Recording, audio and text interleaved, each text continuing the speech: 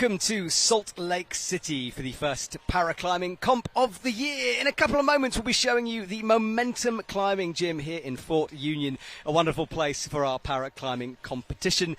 And as you can see, the belayers are ready. The ropes are prepared, and many categories are out there on the wall. So my name is Matt Groom, and I'm really happy to be joined by Mr. Benjamin Mayforth in the commentary box. Ben, first of all, I'm so sorry you didn't make finals, though.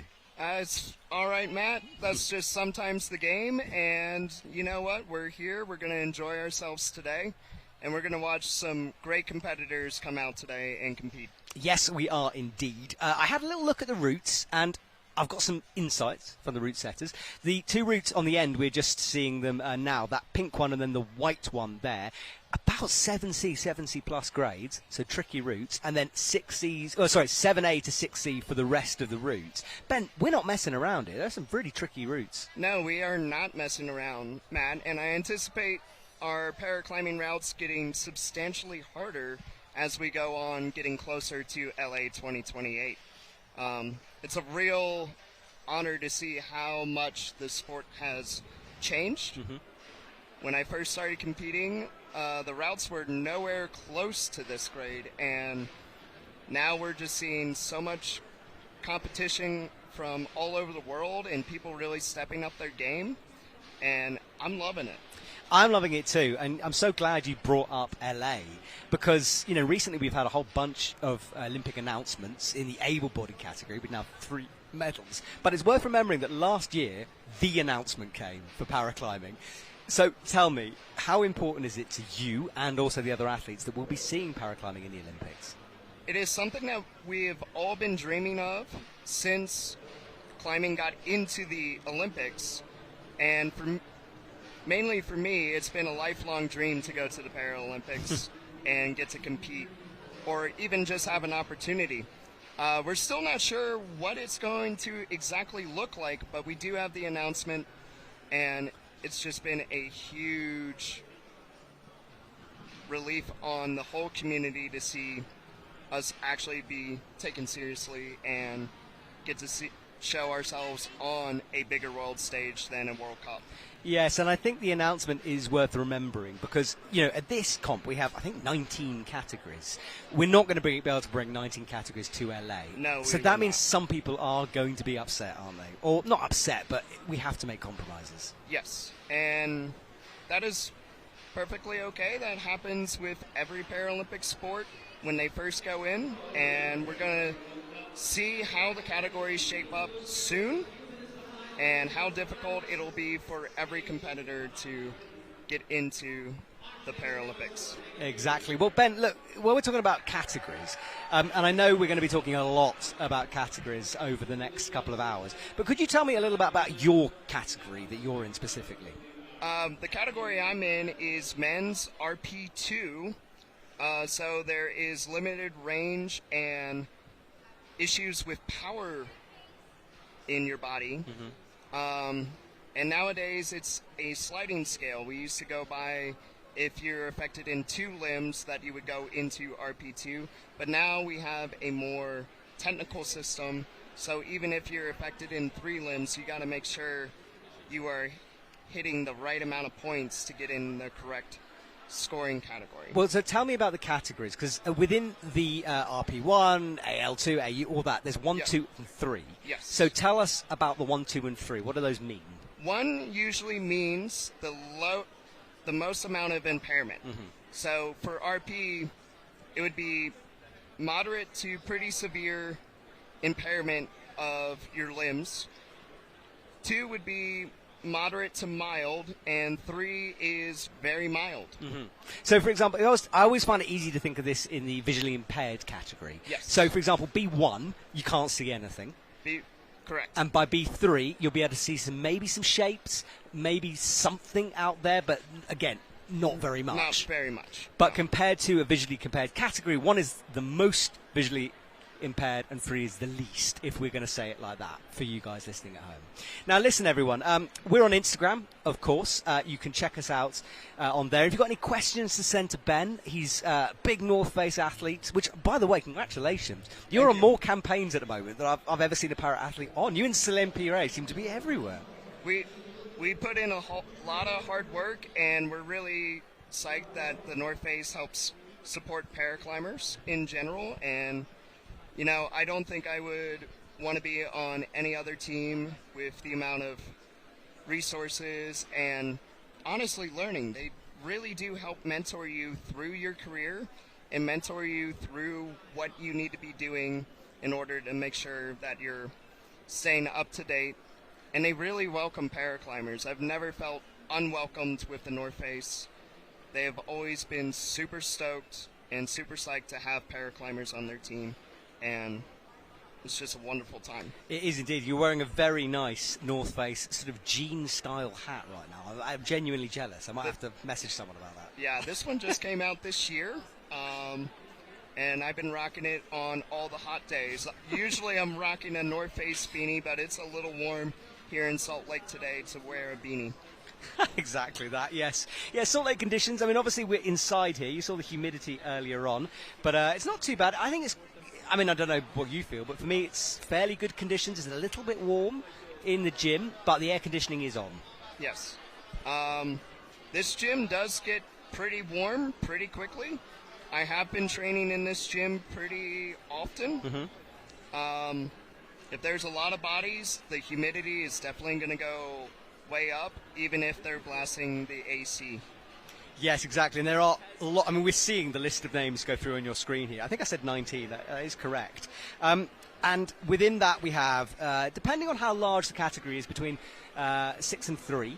So for some categories, obviously guaranteed medals in there. But if you, like the one we're seeing here, men's B2. But if you're any of these athletes, you don't want a bronze. You're going for gold out there, aren't you? You are. You are absolutely going for gold. And yourself, your climbing, you know, we chatted a little bit about that. I didn't realise that you only made your first finals last year in Salt Lake. Is that, or did I get that wrong? Where was your first finals? My first finals ever was Briason 2019. Okay. But I've had a rough time making finals in Salt Lake City. Last year was the first time I've ever made a finals in my home country. That was it. That was the stat I had in my brain. Okay. And it hasn't happened again this time. It has now happened again this time. Right. That's all right. Usually when that happens, I somehow pull out one heck of a rest of a season. Last time I did that, I won back-to-back World Cups. Yeah. And it was very...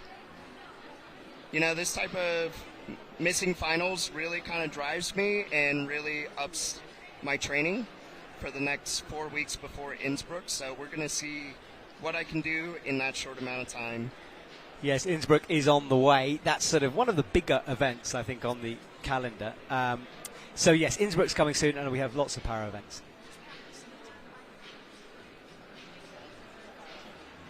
So we have Salt Lake City, of course, we're here. And then Innsbruck. And then after that, where do we go after that? We go to Seoul, Korea. Seoul World Champs, and then off to Laval, don't we, at the yes. end of the season. Okay, so that's going to be an exciting one. Well, the ropes are being cleared out there, which means we're almost underway. Christoph, one of our lead judges there. Trevor, a gentleman who has a fantastic trainer game, loving his Nikes, and he's also a very, very annoyingly good climber, is Trevor. He won't be able to hear this, maybe he'll listen back one day, but Trevor routinely turns up at the gym when I've warmed up and ready to go and kicks my ass with trainers on, so thank you, Trevor. But this gym, I had a little climb here last night. It's a cool venue here, isn't it? It is a very cool venue. These wood Walltopia walls, you would think wood walls don't have a lot of texture, but there's a lot of space for people to be smearing and coming up with alternative beta to get around some of the impaired movements that they might face. Yes, exactly that. And you know, we're seeing just in the background there, Ben, one of the routes. I said it was about 7C. I always think it's fairly full on for the setters to put no text holds out there. But you said, the athletes need to be challenged. They want to be challenged, and this is part of it, isn't it? Yes, this is completely part of it. For the first time ever in paraclimbing, we saw no text on qualifiers and finals routes in Innsbruck, and it was a joy for me to actually just see them put the coolest possible holds on a paraclimbing route instead of making it a massive jug hole. It was tricky and made it feel like a legit route and not just a gimme. So I'm really excited to see what the route setters start doing here in the next year. I've been going to our USTC training center and touching every single hold I possibly can. Even the new Vessies with the no text in the middle has been quite an entertainment for me to train on.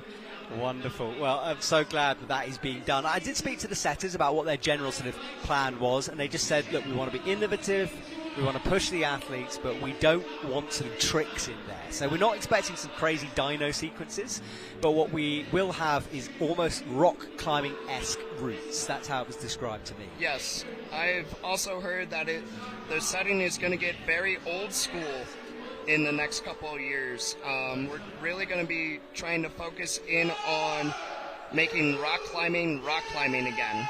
Yes, exactly that, and it's the way the routes are doing. Right, we're about to get underway finally.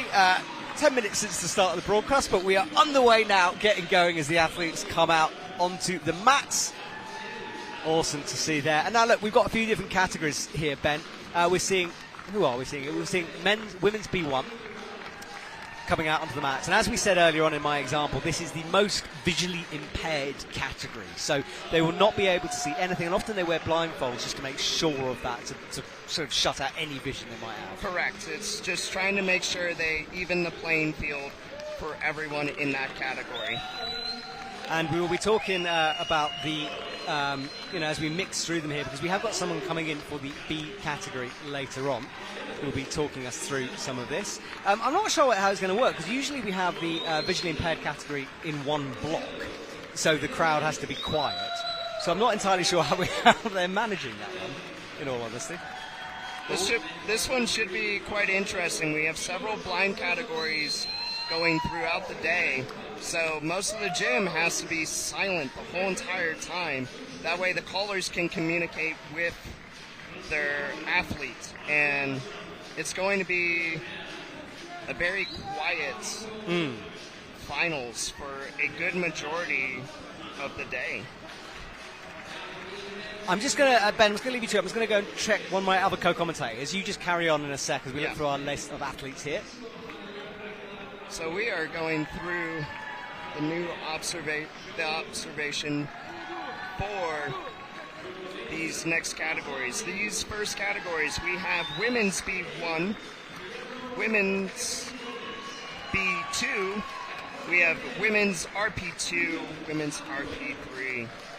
Then we'll get on with men's RP3, and then men's B1 and men's B2. Yeah, so we have a mix of categories here, and we can see some absolute legends out there on the stage. You know what I love about paraclimbing the most is look at that in terms of the range of athletes that we have here. You know, we have visually impaired athletes, we have athletes in wheelchairs, we have aid dogs out on the mats. It's just, this is the best thing about paraclimbing for me. I walk into this place, and there's just so many interesting people, so many stories. So many stories, Matt. And you know what? The best part about the VI categories climbing is the dogs get to go on break. So if you're in ISO and you're a little nervous, you can go pet a dog whenever you want. Oh, really? Yes, that is the best part of paraclimbing ISO is you get service dog cuddles for a little bit, and it is just a fantastic time. I need service dog cuddles right now in the commentary box. I mean, I did not know this was a thing that was possible. Oh, it is a thing that's possible, because once they go out, those vests come off of those dogs, and you just get to have a little bit of fun while you're warming up for your category. Right, well, hopefully the dogs can come and join us in the commentary box. We will be having a few athletes and coaches coming through here over the next couple of hours. Ben's going to start things off. He'll be with me for about an hour and a bit, I think, if I can persuade him to stay that long, but it will be great to have you. And then we will rotate some people through, so to keep you guys entertained at home. And do remember, you can send Ben a message on Instagram if you've got any questions. There's the I4C Instagram, of course. And just to remind everyone, the World Climbing Club, free to watch on YouTube. We'll be having an episode coming out tomorrow morning about the paraclimbing. And that show has interviews, it's got highlights, results, special features as well. In Brazil, we were outdoor rock climbing. We were visiting a program in Rio. So it's just a bit of a feast of climbing for you if you fancy that. So it's free on YouTube. And we're, I think, about to get underway. You can see the Trango-sponsored members of our team. And big shout out to Trango, actually. They provide all the equipment throughout the lead season for both para and able-bodied competitions. And they have a really cool new rope feature, actually, that's new this year, where the last and first 5 meters of the rope are coloured red. And Ben, I know this is a bit of a geeky thing to talk about, but for a rope to be like that, you have to be touched 32 times by human hands. So it's like one of those processes that you think would be super simple, but actually it's like massively complicated. Really? Yeah, I know. I didn't know that until Chris told me. That is interesting. Yeah, so they are our main sponsor here. You can see the rope bags out on the mats to keep everything easy. They're nice harnesses. I've got one of them myself. I enjoy using that. So thank you to Trango for doing that for us. Right, the belay team. And it is a team here because, Ben, the double rope system. We'll talk about this later on, of course, as well. But the 2 ropes, why do we do that in para? Well, we don't lead in para, even though our category says lead World Cup, para lead World Cup. We don't actually lead. So in order to make sure that we have a top rope system, but also preventing ground falls when there's a lot of rope stretch, we have to add in this second rope, which is usually put in through a quick draw. This just kind of prevents anyone from taking any type of ground fall while they're low on the route and preventing a huge, massive top rope swing on some of these overhanging routes. We don't want athletes swinging out and then crashing back into the wall, so we definitely try and make sure we are giving them the opportunity not to swing back into that wall. And that middle part of that rope is actually held together with an alpine butterfly. I've been part of some of the developing stages of our new system that we've been using the last few years. One of the head USA belay guys is a great friend of mine and actually taught me how to lead climb, Steve Baker, and he kind of came up with some of the solutions around some of our old issues that we were having in 2021, 2019, and years before. So big shout out to Steve Baker for helping and advocating for a better system than what we've had in the past. Yeah, we are trying to always change and innovate things, and we learn, I think, as well. You know, it's a developing sport. This is the first time we're in the Olympics, and things will be adjusted, I think, as the athletes get better as well. I mean, it's interesting you were talking about lead climbing. I see you on Instagram all the time, bouldering. Would you quite like that to come into paraclimbing? I would love it if we had bouldering in paraclimbing, but we have a few different issues with that. But, you know, I've been working with Frey to kind of try and come up with a solution around that. Maybe we don't see it for this Olympics or any of the World Championships coming up, but hopefully we see it for the first time in a few years, and that would be exciting to see. The pure athleticism of some of these athletes is just pure and gorgeous, and I want to make sure that paraclimbers are taken seriously for their athletics pursuits. Absolutely, Ben. I would agree with you. Right, everyone, we are about to get underway here. Now, let's just try to get our head around this. So, to start off, we have 4 categories. Women's B1, women's RP2, and RP2 is the sort of the wheelchairs that we'll usually see out there. And it's neurological or physiological impairment. And men's RP3, so same thing, but a least impaired category. And men's B1, which is the most impaired of the visually impaired category. So there's lots going on here, basically, Ben. Yes. And there is our main photographer at the event, Slobodan down at the front, taking some wonderful pictures that you can check out on the IFSC's Instagram channel if you'd like to. Right, so we'll try to keep up with the action, as will our camera team behind the scenes. Bear with us. We have 4 athletes climbing at the same time, which is, I mean, it's like a boulder semi-final. It is like a boulder semi-final. Yeah, and that can be hard to keep up with at the best of times. So, underway for the women here is Sarah Longy. And then for the men, we have Jesse Dufton on the far right. Himari Aki as well on the far left. And Jean Silva in the middle. Right, so I don't really know which athlete to even focus on at this moment.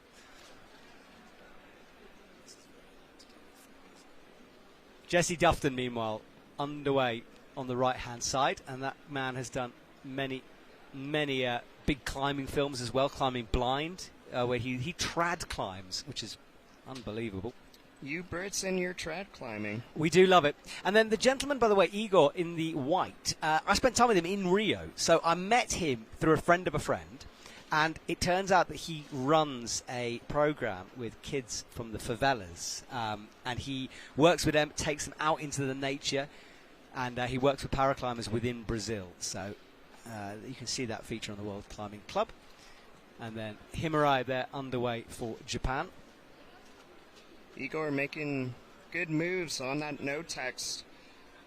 Like we said before, we're seeing some very innovative routes. Sarah's making her way up her route right there on the volume, getting ready to go to that big macro. Beautiful. Yeah, some big holds out there on the wall. She's struggling a little bit, crosses through. Igor in the background, he's on the quite nasty side pulls there about midway through as we hit the north face sign. And Jesse Dufton as well, climbing steady on the right. Remember, Jesse visually impaired, so he can't see. Beautiful heel hook by Igor. Yeah, that's good work from Igor. I was bouldering with him in Rio. He's very, very powerful as a climber. Spends a lot of time on system boards, you know, going round and round and round in circles, basically. He had to borrow one of my ropes last year because the Brazilian team didn't bring any ropes. And they did not know that all of our gyms do not give out free lead ropes. So I let Igor and Marina borrow ropes so that they could get ready for the competition. And Igor's off. Yeah, he was a bit far out on that left hand. He had a accident, Igor, where he fell 15 meters onto a ledge and then had to abseil a 600-meter big wall with broken hip, broken back, and a compound fracture on his arm, which was sticking out of the skin. He said to me he thought he was going to die on the last 2 rappels. And we just lost Sarah as she was going up for that next macro, just right on the head wall. Yeah, so Sarah goes too. So we're left with 2. Himari struggling to find that left foot at the moment. And this is a big move needed for the men. Yes. So he's going to have to launch that left hand over. It is a bucket jug, but you have to believe that it's going to be there. And obviously you have to believe in your sight guide, who will be down at the bottom. We're seeing there the B layer in action. Hopefully we can come back to the climbing. There we go. And yeah, he has got that left jug there. So cross through, hit it nicely. And we just lost Jesse Dufton. Yeah, so Jesse comes down from the wall as well. So we'll stick with Himari as he stretches up with the right hand. This is good work from him. Our final athlete out. He searches around, finds the blue hold.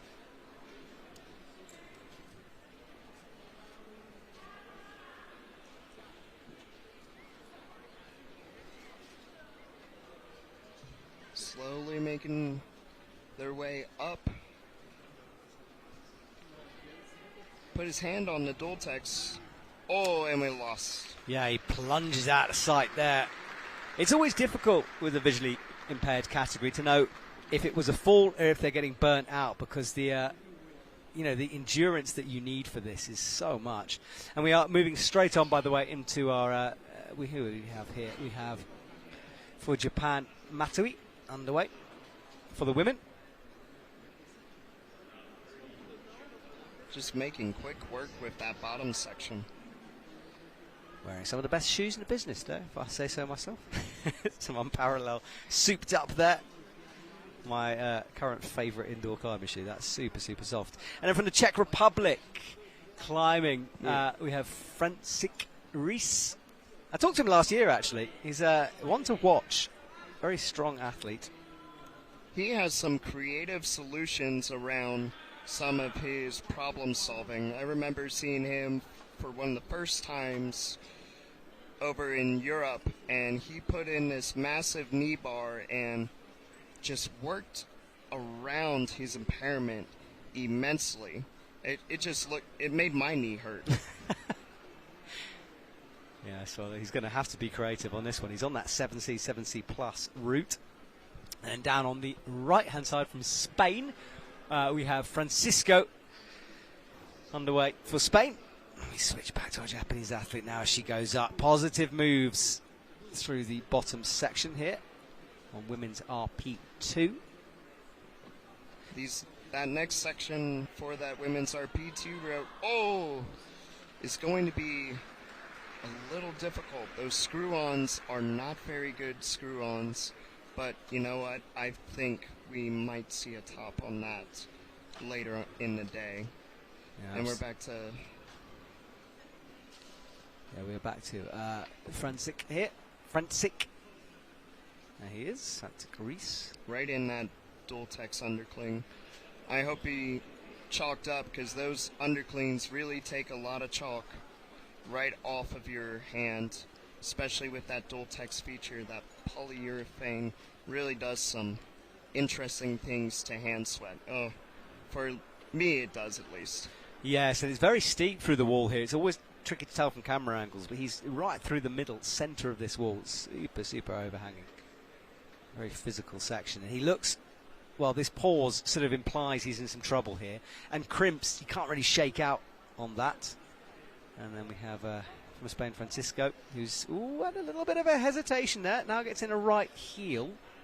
Reaching up for that volume. Yeah, strong work for everyone at the moment. Francik is another left heel in, and he's been on this section for quite a while here. You get the feeling he might be towards the end of his run, and he is, yeah. Falling on that Gaston. Yeah, I reckon that left hand would be burning for him, because he hit multiple left-hand pinches on that. He definitely had to readjust on some of those crimps in the section before that, and I think he might be just a tiny bit pumped, but you know what? That was a very good effort. Yeah, and then here is Francisco in men's B1.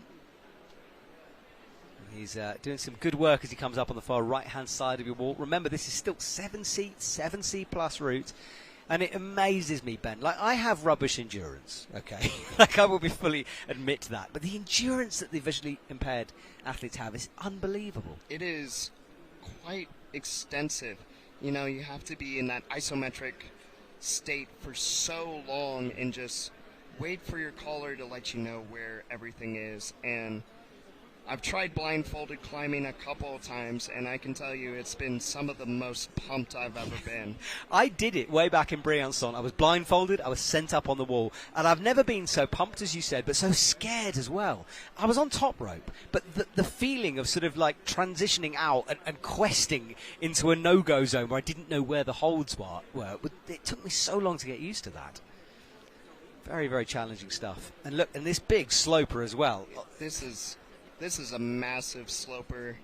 He's got to definitely meat wrap around that sloper and start getting into this next section. Very good movement. Yeah, exactly that. And then on the left we have from Italy, we have Nadia Bredici on the left-hand side. And then from Norway, well, I've lost the athlete's name. From Norway, there we go to Dina Evik. I can't believe I forgot Dina's name there. A bit of a legend in the sport in the middle. Dina has definitely been around for a little while and definitely consistently performs. We see her in finals quite often. Yes, and Javier, we're back to him as he comes up. Now this section here later on, an iron cross style move where you're really spread out on the wall. I love a good iron cross, Matt. That is a shouldery move, and It definitely shows off your strength and your athleticism there. Yes, it does. And he's searching, though, for a left foot that's not to be had. He's got to bring that left foot underneath his body or bring the right up like this. His sight guide will be speaking instructions at him. We don't shout up on the wall anymore. It's all radio. But still, we have silence in the stadium. So we... and we lost him. Yeah, so that was stretching up with the right-hand side. So we stick with our 3 now. Here. Oh, Dina Evic goes as well in the middle of your wall, going up towards one of the big red volumes. Slopey section here. And then lane 3, we have Luke Smith climbing, just getting past that no-tech section into this slightly technical crimp area. Luke's been working really hard, and I know he's definitely looking to make a huge push for the next couple of years. Yeah, exactly that. I've known him for a while, and Luke is, one of those very powerful climbers. You can see it in his style. He sort of bullies his way through sequences, and very, very strong. Very powerful climber, so he's underway. And Patrice, remember, down on the left-hand side. She's doing well as well, Ben. Up to the crimps, and we lose Luke Smith as well. So Luke back down. It's obviously quite difficult to keep up with the scoreboard because we don't have one. So I've no idea whose high it's at the moment, but we'll try to keep you informed with it. And there's Patrice here, who is looking up towards the left. Stretches onto the orange. She's doing so well and might be able to shake at this point as well. As long as she gets her body movement. Oh, and we lost her. Yes, we do. You really got to press off that right foot and get into that good rest position, bringing your center of gravity right down in line with that hold. I think if she pressed and dropped her shoulder a little bit, she would have been able to get a really, really, really good shake. Yeah, well, she is down, having fallen there. Right, underway for men's B1. Who have we got here? Show Aita. Now, look, I always talk about this, but I climbed with this man in Thailand. He was doing routes in Tonsai Beach that I couldn't touch. No one was telling him where the holds were. He was doing it entirely non-sight. And honestly, he has the most crazy endurance I've ever experienced watching. He has been a really good competitor the last few years, and we can definitely see the way he moves is just phenomenal for his category. Keeping that arm straight, trying to reduce that pump.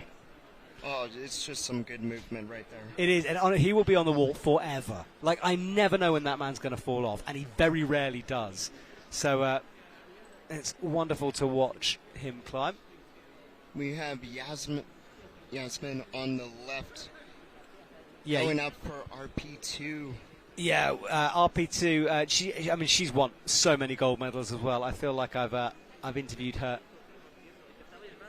an awful lot over the years, and she's just a bit of a legend of the sport as well. And we have Andre going up the lane 3 for Slovakia.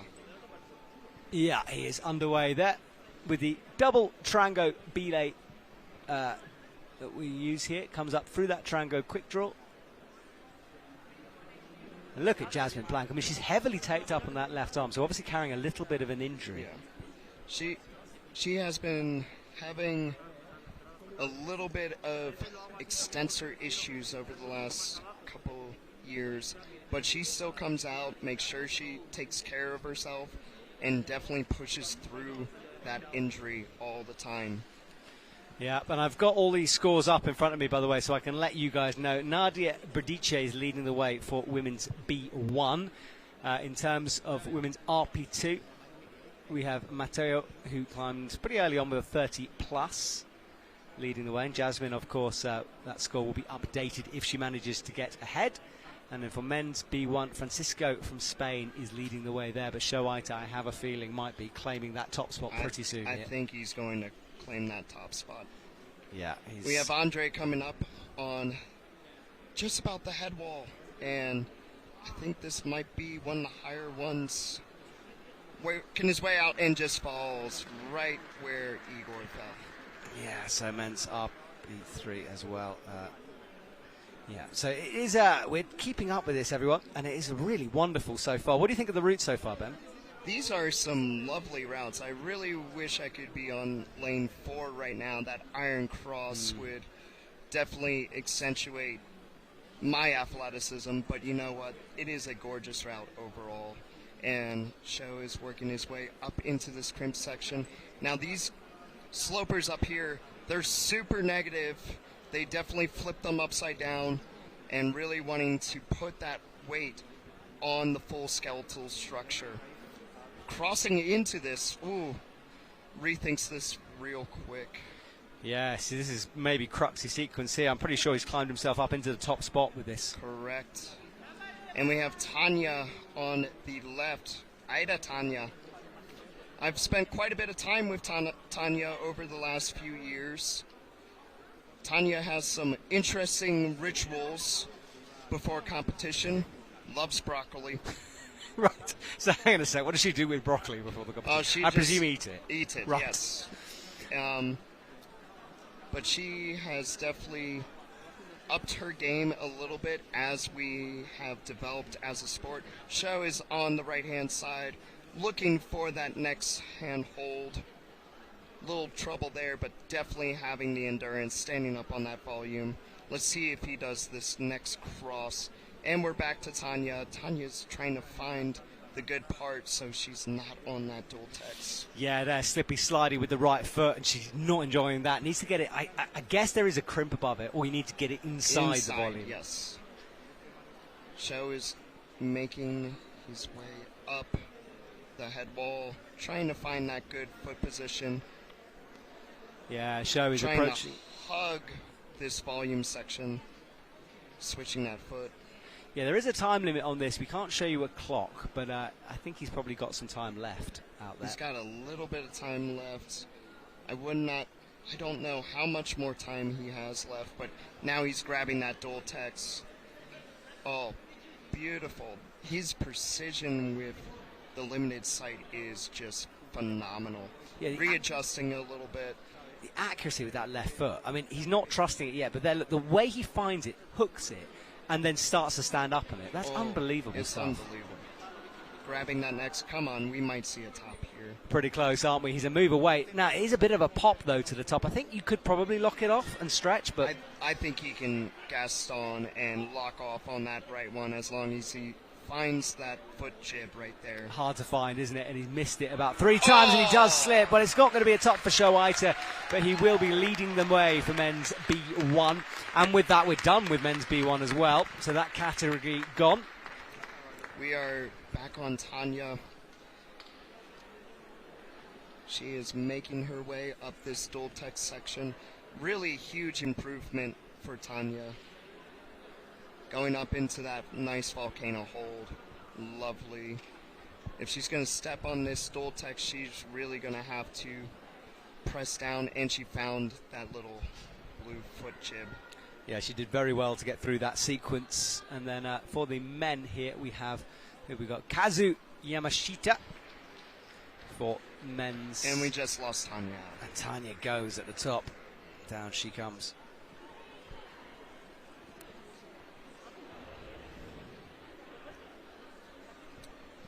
So, 2 athletes remaining here, Ben, before the rotation comes through, of course. And we have already started women's RP3 on the left. We have Elisa Martin working her way up the wall. Definitely getting into that interesting Gaston. That is a lovely shoulder move. Finding the next crimp. Matching right there. Let's see if she can make it to the next section. She's doing a phenomenal job. And we have Kazuko working his way up. He's up towards the yellow holds. And we will, by the way, have a special guest on. Zhenya Kazbekova has come into the to the venue, so we're going to have her on for a chat in a little bit, Ben, which is right now just watching the climbing. And look at this from Yamashita here. Oh, he does fall at the top. back down to the ground for him. That was a good run by him. That was a good run. Lisa Martin still in that volume section, placing a nice heel, getting a little bit of rest as she's starting to move through this next section. Yeah, she's doing well here towards the sloper. Let's see if she can get into that X-Cult. She is in a very interesting position, trying to find a good rest. Those crimps have to be really, really rough and really tiring. She's switching hands. Oh, she's going for the... I would really like to see an undercross on this section. Yeah, there is some tricky moves up here. She traverses over to the left. There is Elsa Martin there, her name coming up from Italy. Oh, and slips just a little bit short on that side pull. Very, very tricky stuff from her. Now we're about to see a climber that I enjoy watching quite often. We have Tadashi getting tied in right now. On lane 4, we have Razvan climbing up for Romania. He's making his way up the section with the flat holds. Doing a really good job. Taking a look at Tadashi. Tadashi's just preparing and getting his ritual in, bowing to both belayers. That is a lovely ritual. I am a big ritualist, and I always appreciate a good ritual right before you get on that route. Tadashi making his way up, and over on lane 2 we have Momoko Yoshida. Yoshida is working her way up. And we are back to Razvan making his way up on that meat wrap sloper, bumping just slightly, finding that really good heel. Feel like he's really pulling himself in and giving him a good amount of efficiency using that heel. I love the Romanian team, by the way. I snuck in for a session last night in the gym, and these guys were hanging in the gym trying to carry on climbing after the gym had shut, basically. I didn't. They had to be thrown out of the gym for obvious reasons, but I love the fact they just didn't want to go home. It was wonderful. Right, on the far left, who have we got here, Ben? We've got women's B1, right? So we got... where are we here? I've lost all track of space and time. On the far left... we've got, Emmeline Larkout on the far left and Tashi Takano in the middle there. Making his way up that no-tech section. Really finding that really good rest. Going to stand up on that foot. Being very precise with those screw-ons. Yeah, definitely a phenomenal and strong climber. We lose it on the far left here. Emmeline comes down, and that is the end of women's B1 as well. So women's B1 will be gone for now. Well, will be gone. We have Yoshida making her way up for women's RP3. Yeah. Getting into that section. Yes, there is Yoshida there. Yoshida making her way up through this cross section. Matches and then crosses. Getting her center of gravity just in line.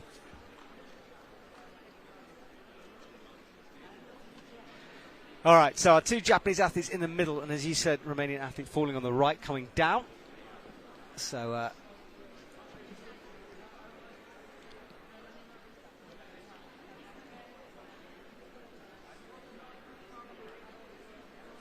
doing a great job. Our two Japanese climbers right in the middle. Tadashi making his way up the head wall.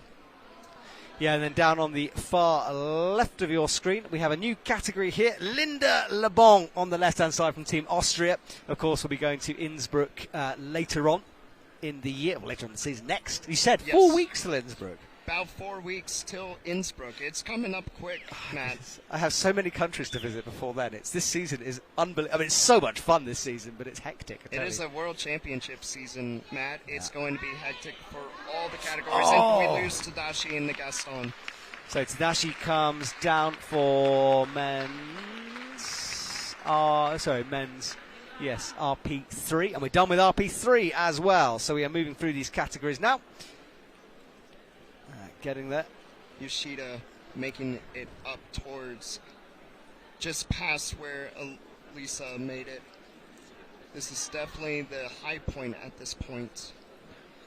This section looks really interesting and a little techie map. It does, doesn't it? Those green feet are the thing that for me is really tricky to see. Making her way up on the next stop, keeping the tension, finding that good big red foothold. Get a little bit of elbowing. But she still seems like she's in control. I like that. Get a good elbow in. Shove that elbow in. Oh, She falls. All right, so she is down, Team Japan. Oh, and that right arm looks a little bit sore there. She massages it. As you said, the elbow and that arm is pretty full on. So we're nearing Ben, and it's a little easier to keep up with this now as we lose some categories here on the wall. And the next group will be coming later on. I think we have another rotation coming through later. But down on the left, Linda Le Bon. And then for Spain, we have Guillermo Pellegrin Gomez on the right-hand side for men's B2. And leading the way is Razavan. 44 plus is his high point. Here we have Linda making her way up this section. This is a very interesting section. I love how much dual techs and how precise they're having to make our athletes over the last few years, really kind of making them choose the proper footholds. She gets her right hand into that volcano. Yes, that's buried in deep, but you can see from that wide shot, only about halfway up, so a lot of climbing left to go there. Marina Diaz is just getting tied in for women's RP3. She'll be going up that lane 2 route here any moment. Yes, women's RP3 on the 6E to sort of 7A sort of grade range here. Good to see her, another bit of a legend of the sport. She's got to get a 38 plus is the new high point for Momoko. Guillermo making his way up this flat volume section, definitely taking his time and making sure he listens to his caller efficiently. Yeah, he'll need 44 plus in order to jump into the top spot here for him. And the results will be updated once he finishes that run, so we'll be able to tell you sort of the finishing position there. And getting into that nice rest, that dual foot rest is lovely right before he gets into this meat wrap section. When you say meat wrap section, you're talking about arm on volume, aren't you? Arm on volume, that's what I'm talking about. You got to get your arm on that volume and take a little bit of skin off your forearms. Yes, it's always one of those things you sacrifice some skin at the time, but it comes back to you in the shower the next day when it stings. Oh, it definitely stings.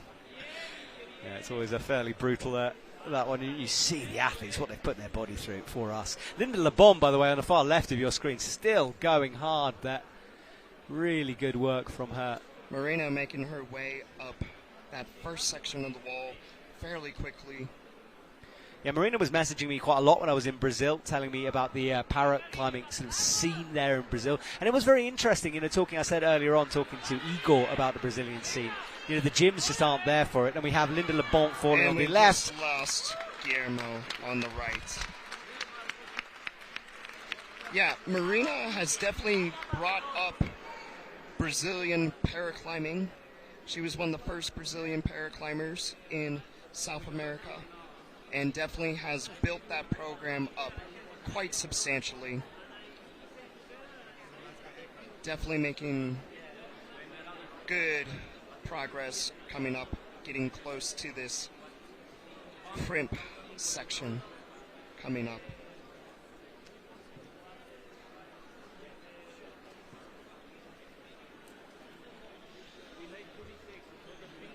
Marina is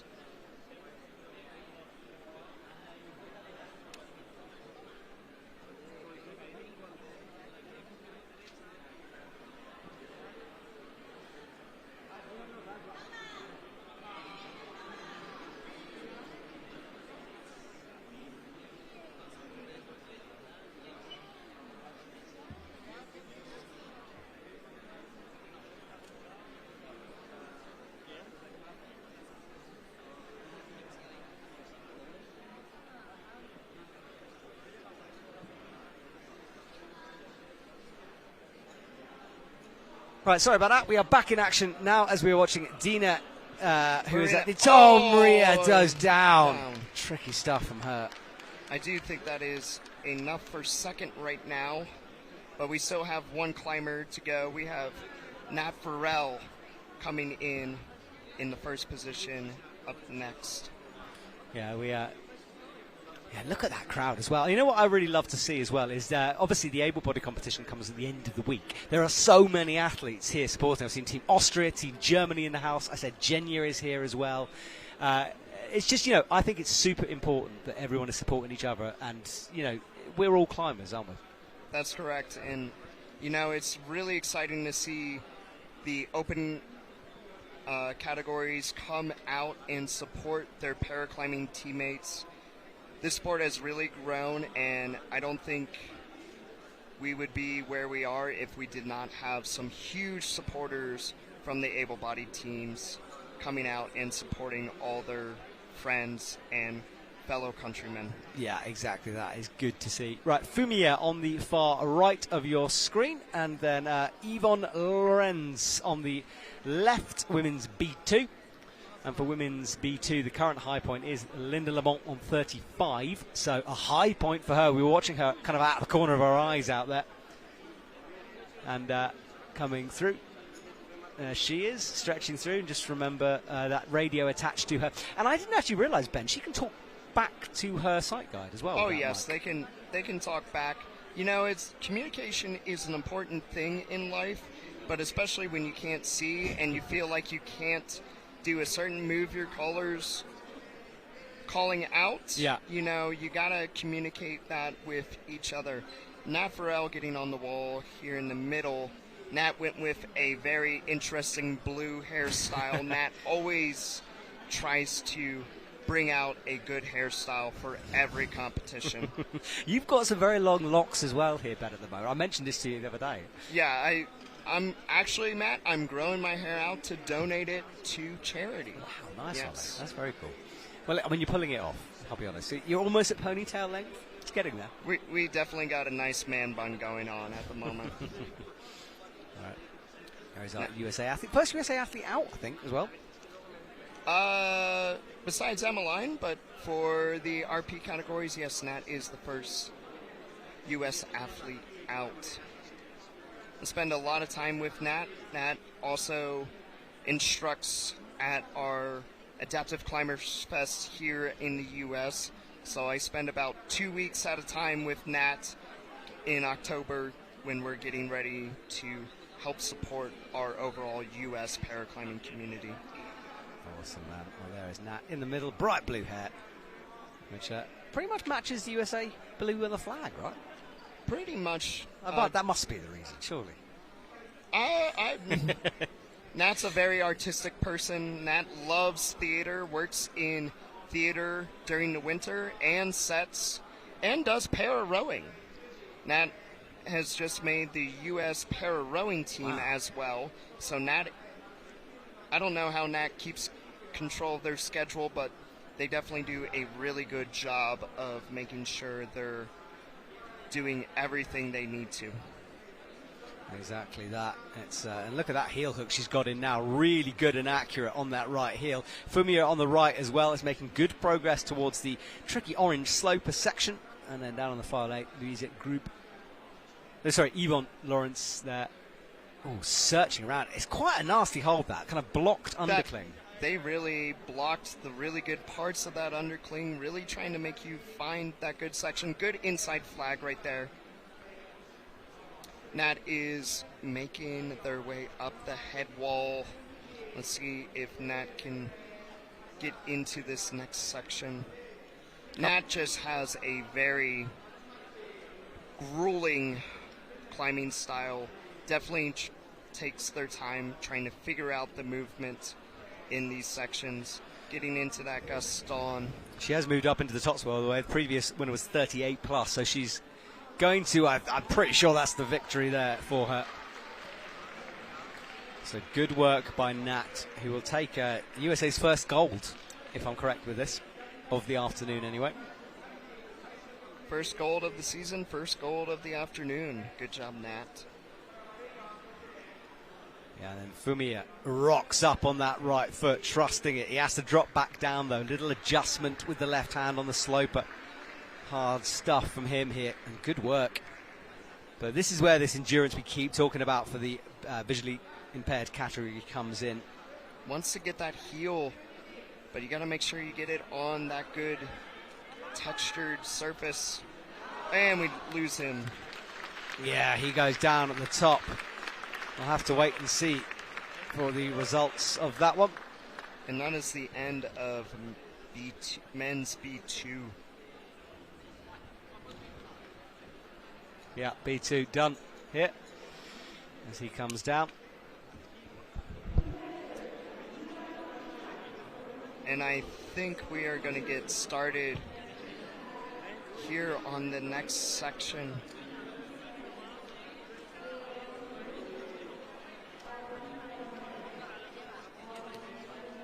Just waiting just a moment for people to get set up here as we get into the next section.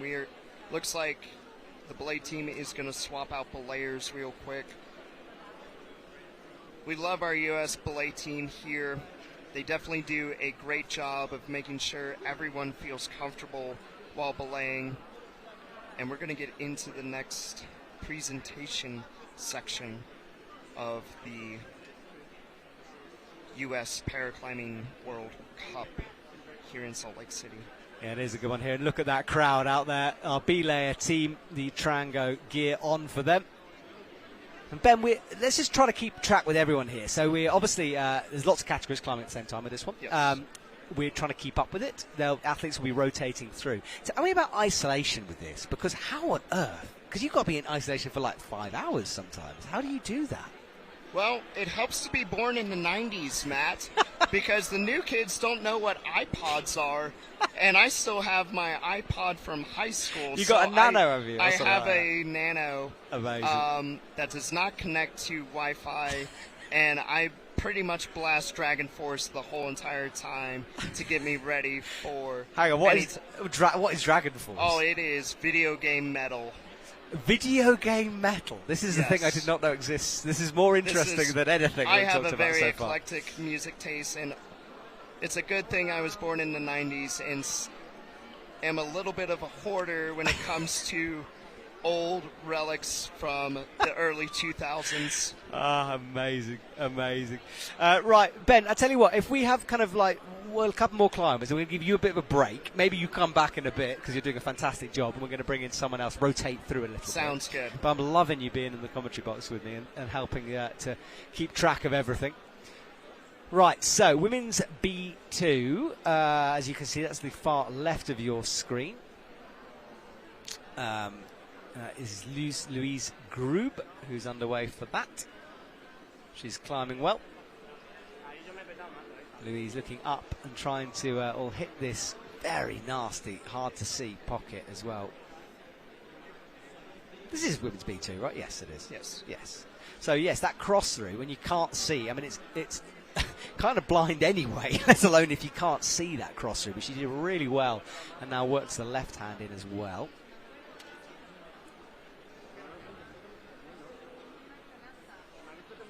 And then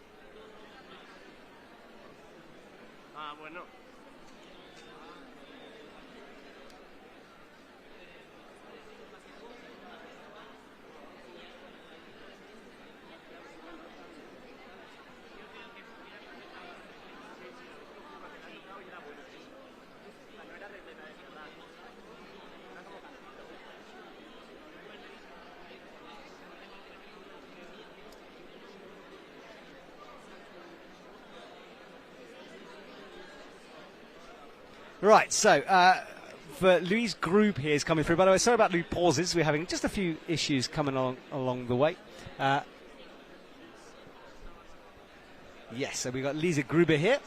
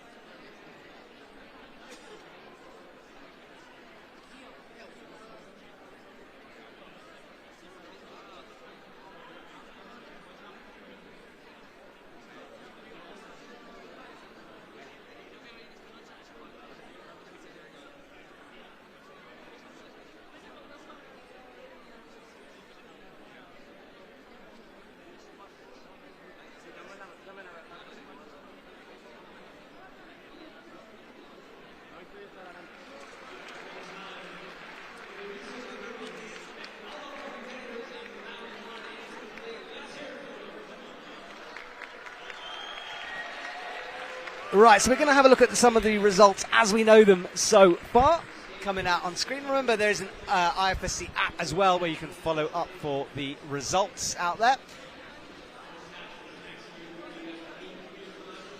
And Louise Grube coming down. Tricky stuff for her at the top of the wall there. Let's have a look at our results then, Ben. So leading the way for winning women's B1 is Nadia Bradice, 32 for her.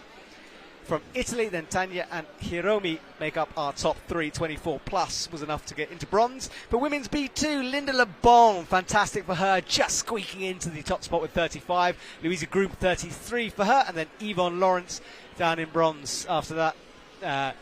So third for her. This is the results we're showing you now of the categories who have climbed so far. Lots to come, of course. And then for women's RP2, Jasmine Plank takes yet another gold medal for her collection. The Austrian athlete with 32 enough for gold. Matui silver 30 plus, and then Dina Evic after that with 28 plus for third place. And Sarah after that in fourth. Nat Farrell takes victory for the USA. 40 her score, the gold medal. And Momoko Yoshida in silver, and Marina Diaz from Brazil in third place with 37 plus. That's our podium for that.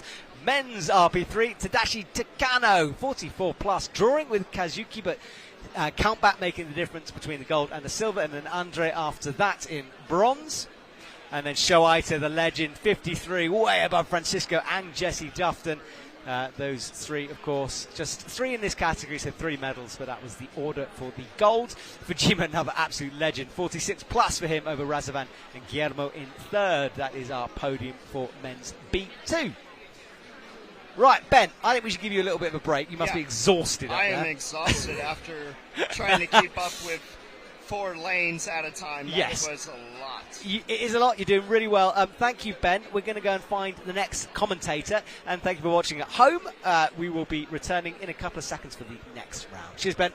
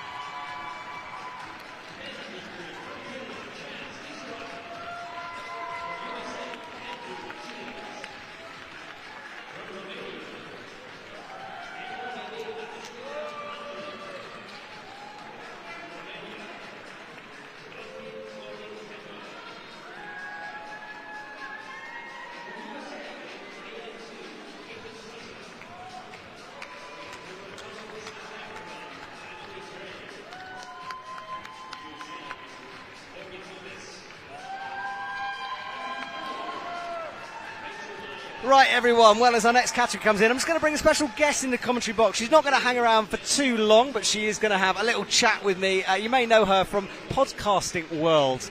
She's a very good podcaster. I know because I've been on her podcast. So we've got Ginny from That's Not Real Climbing Podcast in the building. Ginny, how you doing? How's life? Good. I'm excited to watch the people that I've interviewed climb.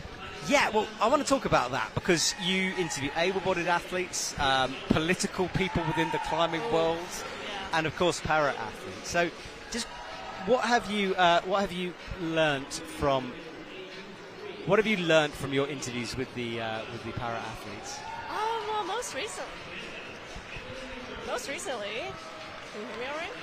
Yeah, I think we're just adjusting your microphone. Okay. I think we're all good now. So yeah, tell me what kind of interviews have you done with these guys? Most recently, I interviewed Chaz Mizuraka. He's a B3 athlete. And so that means he has... Oh, I can hear myself better now. Thank you. That means he has around like 10% of vision left, which is kind of crazy. And also, there's different kinds of blindness you can have. Yes. So he has 10% of his vision where I think everything is kind of blurry, but he has maybe like one pinpoint spot where you can kind of see things well. Or actually, wait, this is the other way around. Sorry, this is the other way around. Okay. Some people have one where you have like a pinpoint that you can see. Some people have one where you can see like all the things around you, but you can't like see right in front of you. Mm-hmm. And look, Ginny, I know you're a wannabe comp climber yourself. Oh, that's so mean. You're pretty good, to be fair. You kick my ass on a regular basis. Well, then you wouldn't say a wannabe. Well, you are a wannabe. I mean, you're not there yet. Yeah. But I'll never get there. Well, I don't know. Not with that attitude. I hurt my finger. I'm not. It's not. No. It's not the time. How bad's the injury? It's actually not hurting right now, but I'm on painkillers. Wonderful. I'm on drugs. Yeah. Fantastic. Yeah. Share in the commentary box. Well, look, Ginny, we are... don't worry, I know you don't really want to commentate with me, but I did want to talk about your podcast because I appreciate it. It's kind of the number one... we're watching, by the way, the start list, Women's B3 lead. I'll let you sort of read these as we talk a bit more to Ginny. So, Ginny, your podcast, you've grown it. It's super impressive. Mm-hmm. What has it been like? Because you started off very small, and then you're at this point where you're kind of, known for this. I don't know if I'm known for this, but it was kind of a crazy experience. I started because I didn't know a single person in like climbing. I didn't know anyone who even watched competition climbing, and so now I know a lot of people who watch competition climbing. It's nice. And in terms of where people can find it and watch it, you're on a variety of platforms, aren't you? Yeah. YouTube, Spotify, Apple Podcasts, Google Podcasts doesn't exist anymore, apparently. I don't know how that works. Is that a thing? It goes out to everything. Right, yes, okay. Yes. Yeah, YouTube's when I've watched most of your stuff. Thank you. And I like it, mainly just because I like seeing some video in there. Yeah. But who is coming up? Have you got any? Can you give us some sneak peeks? I can't give you any sneak peeks. No maybe secrets. because I don't really know who's Right, coming okay, up. okay. You know what? I need people to tell me who they want to see. Who do they want to see? That's a good idea. So where can people message you to tell you this? Instagram works. That's Not Real Climbing Podcast. My email's also on the website. It's in my YouTube description. Anywhere. Yeah. Okay, I'll see it all.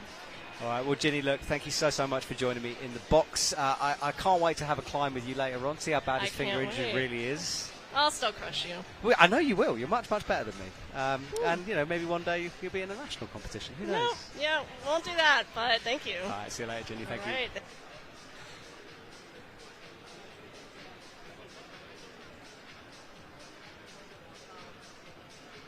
Right, well, we are bringing in our next commentator into the commentary box. I'm going to let him introduce himself, but lovely to have him here. So, first of all, could you tell us who you are, what you do, and what team you work with? Hi, I'm Scott Poston. I'm with USA Climbing, and I'm a father and a coach and a caller for one of the climbers today. Amazing, Scott. Well, thank you for joining me. Right, and I know you had things you wanted to tell me about calling, about this world, because in terms of calling and everything else, it's an amazing thing that we see. So, explain to us, what is the point of a caller? How does it all work for the visually impaired category? Yeah, it's quite complex, and there's a lot going on, and you don't catch a lot of the nuances when you're just watching it. So I'm really fortunate that you've invited me in to talk about this. To start with, the climber and caller have to have a unique type of relationship where the caller really understands the climber's style. They understand their strengths and weaknesses. They know that they're strong on the right side, not on the left. They know what they can see, especially. And every blind climber is different. So what I'll be talking about will relate specifically to my climber, but it should help provide some context. But low vision is different for every blind climber. For my climber, a lot of light is hard for Lynn. Black on black, black holds on black volumes can be hard to see. Small holds tucked right next to other holds can be hard to see, and so forth. And I think that's common for a lot of blind climbers. So when you look at the routes, you can see what the route setter has done to make it not only hard on the climber, but make it hard on the caller. And so before the climb, the caller will go out there, and they're running all over the place, trying to see the sweet spot on every hold. They're looking for what we call hidden holds. They're looking for chalk marks. They're looking for holds that are hugging other holds. They're looking for black on black holds, yellow on yellow holds, little screw-ons. They're looking for any clues as to where the sweet spot is on a given hold. And that's just part of it. Then they have to be able to relay that information very quickly to their climber. And the communication has to get dialed in that regard. But then it also has to be especially dialed in at the top. When the climber is redlining, as you can imagine, you're at 99%.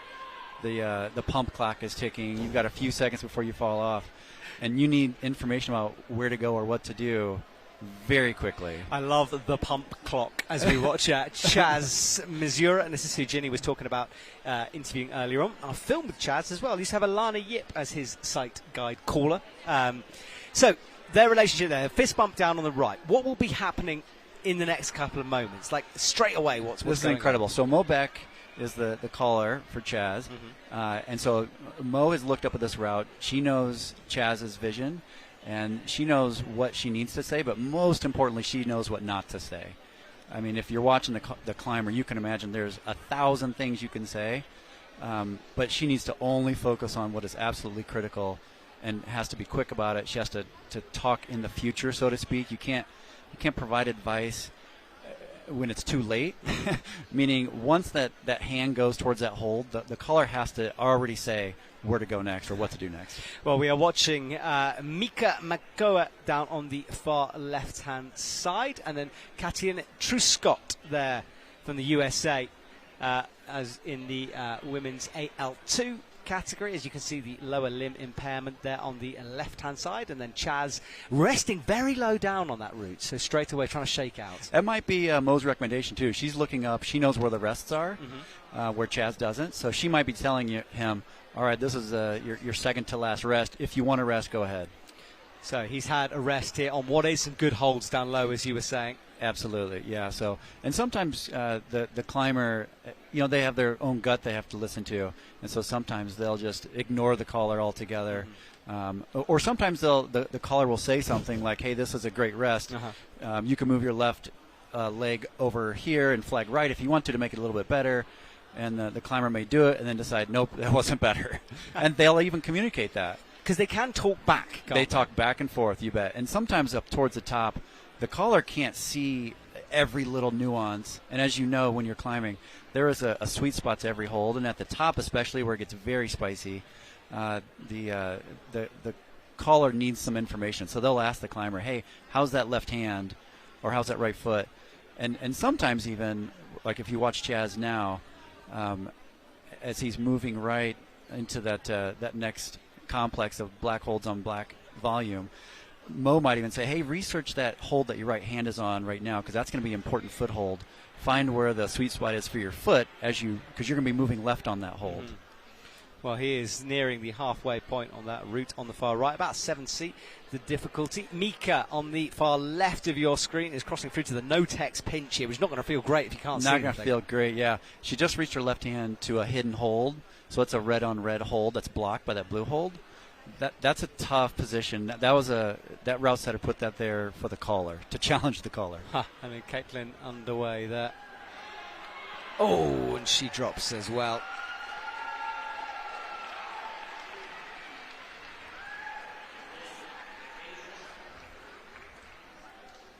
Mika on the left-hand side. doing well. Trying to find, Chaz goes as well on the far right. Tricky stuff for him. And then Mika. Now this hole, we've been watching a lot of people fall from here. Very awkward underneath and blocked. Very awkward. And this is a cruxy section here. Sometimes the climber falls because the climber just makes a climbing mistake, and sometimes the climber falls because the caller made a mistake. They didn't, the caller has to know what's happening next. Are we moving a right foot, a left foot? Are we flagging? Are we moving the right hand, left hand? Are we resting? What's going on here? And this part is very sequency, so this is very challenging on the caller. Yeah, very challenging, and she does fall there, as you can see there, being lowered back down to the ground. So, sorry, just you've done calling yourself as well, right? Or Absolutely. My kid, Lynn Poston, will be climbing up here in the next couple of climbers, and so I've been calling for Lynn for a decade. So what is in terms of your personal experience, what is the sort of biggest challenges as a caller for you? It is so stressful to feel the responsibility of a climber up on a wall trying their best. And we used to track at one point how many falls were my fault versus the climber fault. And if overwhelmingly they're my fault, then that means the caller has to work out and communicate with the climber about what they can do differently. But it's so stressful. And after every climb, I am absolutely exhausted. So why on earth do you do it? That's the next question. It is so exciting, so fun to be that connected to somebody and to develop your own language. Truly, I just taught Lynn to have a new caller, Rosario Cornell, also out of Denver. Rosario is an exceptional climber herself. I describe her as a ballerina, gymnast, power lifter on the wall. A ballerina, gymnast, power lifter. Wow. That's many things. But I taught her to call, and it's been so exciting to see Rosario and Lynn connect and develop calling and climbing as a team. Absolutely. Well, Andrew is underway on the far right-hand side from the USA. He needs to beat 38 plus to get above Chaz's current high point on the far right. We just have 3 categories on this rotation. And there he is coming through the pink holds. And then from South Africa, Emily Gray underway. Great to see South Africa here as well, representing. Very cool. Yes, we have and you can see now, there's obviously a difference in this category between using a prosthetic and not using a prosthetic. She's choosing not to use. And I've heard sort of both arguments. Some people like using one because it gives you a bit of stability. Some people think it's very, very awkward to use. Absolutely, yeah. It's more to manage. It's more to think about. It also depends on how much use you would have out of it too, I suppose. Yes, exactly that, and what you're used to. Coming through the Trango quick draw in the middle of the wall here, that redirects the rope. And again, big shout out to Trango for providing the equipment for these events. As you see in the background there, Andrew doing really well, climbing very quickly at the moment. Very quickly, yeah, that's a sign of a good caller, great climber. And Elsa on the far left as well gets underway in women's B3. And if you watch, it's Elsa from France, yeah, super strong climber. Right now in this category, the women's B3, it's a tie across all 3 climbers. So this final will definitely decide the medals. Yes, it will. So a tense one in women's B3. And Andrew pausing for pretty much the first time here as he cracks in a heel on the volcano. And then Ben was describing this as sort of a meat hook move because you've got to wrap your arm around the volume and hope for the best. Lots of squeezing as you get yourself through that sequence. If you watch their hands very closely, as soon as they touch a hold, they scan it very quickly, and you have to watch closely to see it, but they're looking for that sweet spot. Yes, and then from South Africa, resting there in the middle, Emily shaking out on the undercling. It's and then a tough the next move. Yeah, this is the sort of crux, I think, of this route here, up to the big red slopers. Hits here with the left hand. Oh, and in the background, Andrew drops off and falls. So he's done, and he will come down. Emily, rested. She now continues, and very positive. You always know when an athlete is kind of on the crux because it's a go for it moment, all or nothing. And look there, without the prosthetic, she's able to basically sit down on that hold to take a good break. Yeah, she's kind of squatting down at it. So the route setters on the B3 climb on the left here, they put blue holds on yellow volumes, which was nice of them for the caller and the climber. But she's why nice? Just in terms of the good visual contrast. aspects. Good contrast. Where that right foot, that took so long to find. Yellow on yellow, that's hard to find. Yes, it is. Well, Elsa, we lose Emily there coming down for women's AL2. Yeah, women's AL2 will be the... no, there's quite a few athletes. 5 athletes in women's AL2. And still on. And Emily has scored to be updated there, but Catlin leading the way with 30 on women's AL2. So the caller on this route is also looking for chalk marks. That's a clue as to where the sweet spot is on the hold. So this next hold that Elsa is going to, you can see the chalk marks kind of at that 7 o'clock mark. And the caller probably told him, go for the chalk mark. Sometimes the caller has to tell him how deep to go on a hold or how thin to go on a hold, depending on where the sweet spot is. So you'll oftentimes see the caller out there with binoculars so they can dial in exactly where that sweet spot is. And I know that you guys have kind of a code. A clock sequence is often used. Depends on the relationship, yeah, and what their vision is. So for the B3s that we're watching, they have a little bit more vision. So for Lynn, who will be climbing up here soon, we just use a clock system for the hands, and I'll just tell them generally where the hold is. And then for the feet, I might say, you got a left ankle 3, an inside right knee, a left hip 2. But you can't tell them where all the footholds are. It's too much information. So you have to really dial in which information you want to give them and which information you don't want to give them. I really hope if the category is in the Olympics, I presume the gold medals will be shared between, I would hope so. Caller and climber. It's an extensive communication and language that they have to develop. And it changes all the time depending upon the stringer's strength, the climber's strengths, and so forth. Well, she's doing very well here, but this is the tricky section. Getting kind of tangled up in the rope as well. You've got to think about that as well. Absolutely. I'd call this a beta section is what we call it. So this is a sequency section. And so on the ground, when they were both on the ground, I would have told Lynn, all right, this is beta 1. So when your hands are on this hold, here's what it looks like. You do this, you do this, you do that. And so Lynn just memorizes that. So then when Lynn gets to that first section, I can say, all right, your hands are on beta 1. Lynn can download that information into their head, and now we don't have to talk as much. They just know what to do without having to communicate. I like the idea of downloading the information. I forget beta the second I've done it, so I have no idea how you guys do this. Well, she is nearing the top, though. A couple of crimps and an undercling to go here. Might be the high point, too, yeah. Yeah, I think it might be. We had a previous high point of 32 plus, so I'm pretty sure she's moved past that now. She's trying to trust that left foot. Ooh. This is a big kind of quite poppy movement over to the yellow jib above her head. You bet. And, darn. I mean, she had the right idea, went for the pop, but was a bit low on it. You bet. That requires real precise calling and trust by the climber to just execute. And surely an element of luck in there, because, you popping for a hold, it's hard to hit it. Absolutely. When you can't see exactly where it is or how far you got to go or how much force to use. And in climbing, especially with dynamics, you have to regulate how much power you're using. Morgan Loomis, and again, this is the interesting thing about this category, right prosthetic compared to Emily's left no prosthetic. And it's an idea of how difficult it is to be a route setter in this business. Oh, my goodness, yeah. No doubt. And for the climber to decide which prosthetic to use, how to use it. And I wonder if they consider using this one versus that one, given the climb or angle. And she's fallen pretty early on there, says goodbye as she comes down past the mid-mark.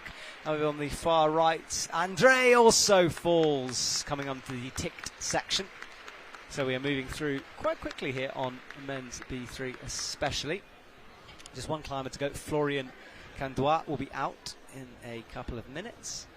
And for women's AL2, we have Rachel Meyer next from New Zealand.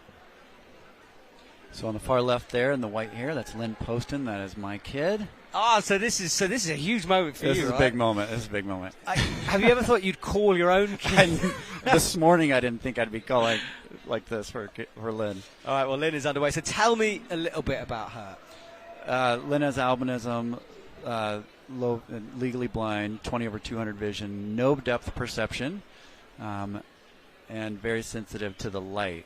So when they look up, sometimes if there's lights up above, they have to cover their eyes to kind of figure out where to go. Lynn's caller, Rosario Cornell, knows Lynn's style very well and knows exactly what to say and what not to say. Well, Lynn needs to get to 38 plus here to take the gold medal spot. This route, does it suit her style? I don't want to jinx anything, but this is a perfect. Okay. Lynn has super crimper strength, loves the small box climbing, and is actually quite dynamic compared to most blind climbers. Yeah. And so this is great. So good fast calling as well. And this is the first time she's paused to rest here. She will be on the far left. Underway in the middle is Rachel Meyer from New Zealand.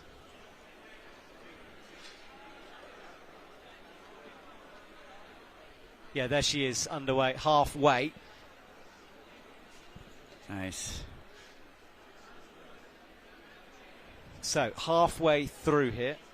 Great. Lynn's only a 4'11", so pretty short climber, and low vision. So while the climbs are supposed to be pretty static for the B category, when you're 4'11", that means you still have to learn to be a little dynamic. So yes, 4'11" is small by anyone's standard in climbing. And there she is, approaching the top of the wall on that lovely yellow section on the volumes. Very cruxy, very sequency. This is where Rosario, Lynn's caller, is really going to be able to help out. Yeah, and pausing a little bit here. And now straight up there with that left hand searching. Yep, did a quick scan with the left hand, found the sweet spot. When you say scan, you literally mean touching the hole to work it out, right? You have to watch very, very closely, but they touch it, and they might just make the subtlest movement, but they're just looking for that sweet spot where they have the most strength. Well, Lynn is really trying to figure out this beatery section. Yeah, Rosario probably just told Lynn to research those holds, because those are going to be important footholds. No text as well on that right foot. No text. Tricky sequence, this. The next one's blocked. There we go. Yes, and then we can see Rachel underway. Oh, slipping off that right heel hook as she comes down, having to reset on that move.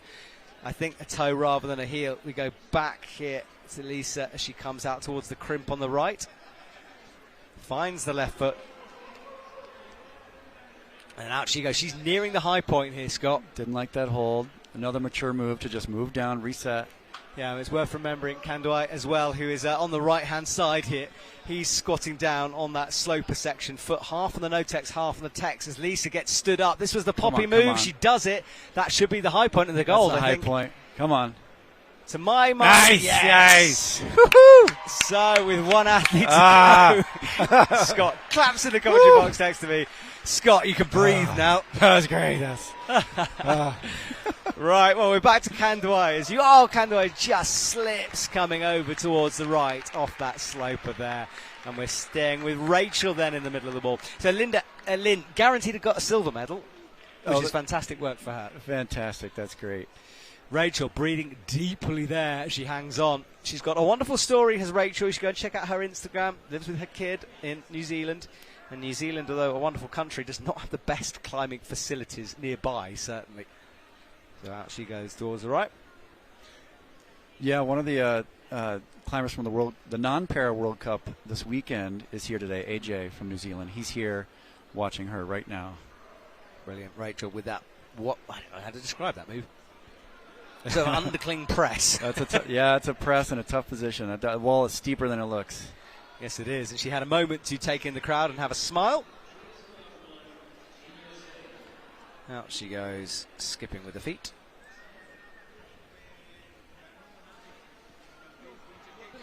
And then that left foot, as you can see, is very bad smear there to get stood up. Gosh, just imagine having to learn how to trust your foot by feeling it through your knee.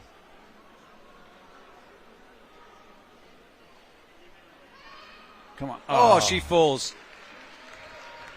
Another tough move. That's tough. That is tough. She's down, and that will leave her, as I check my results.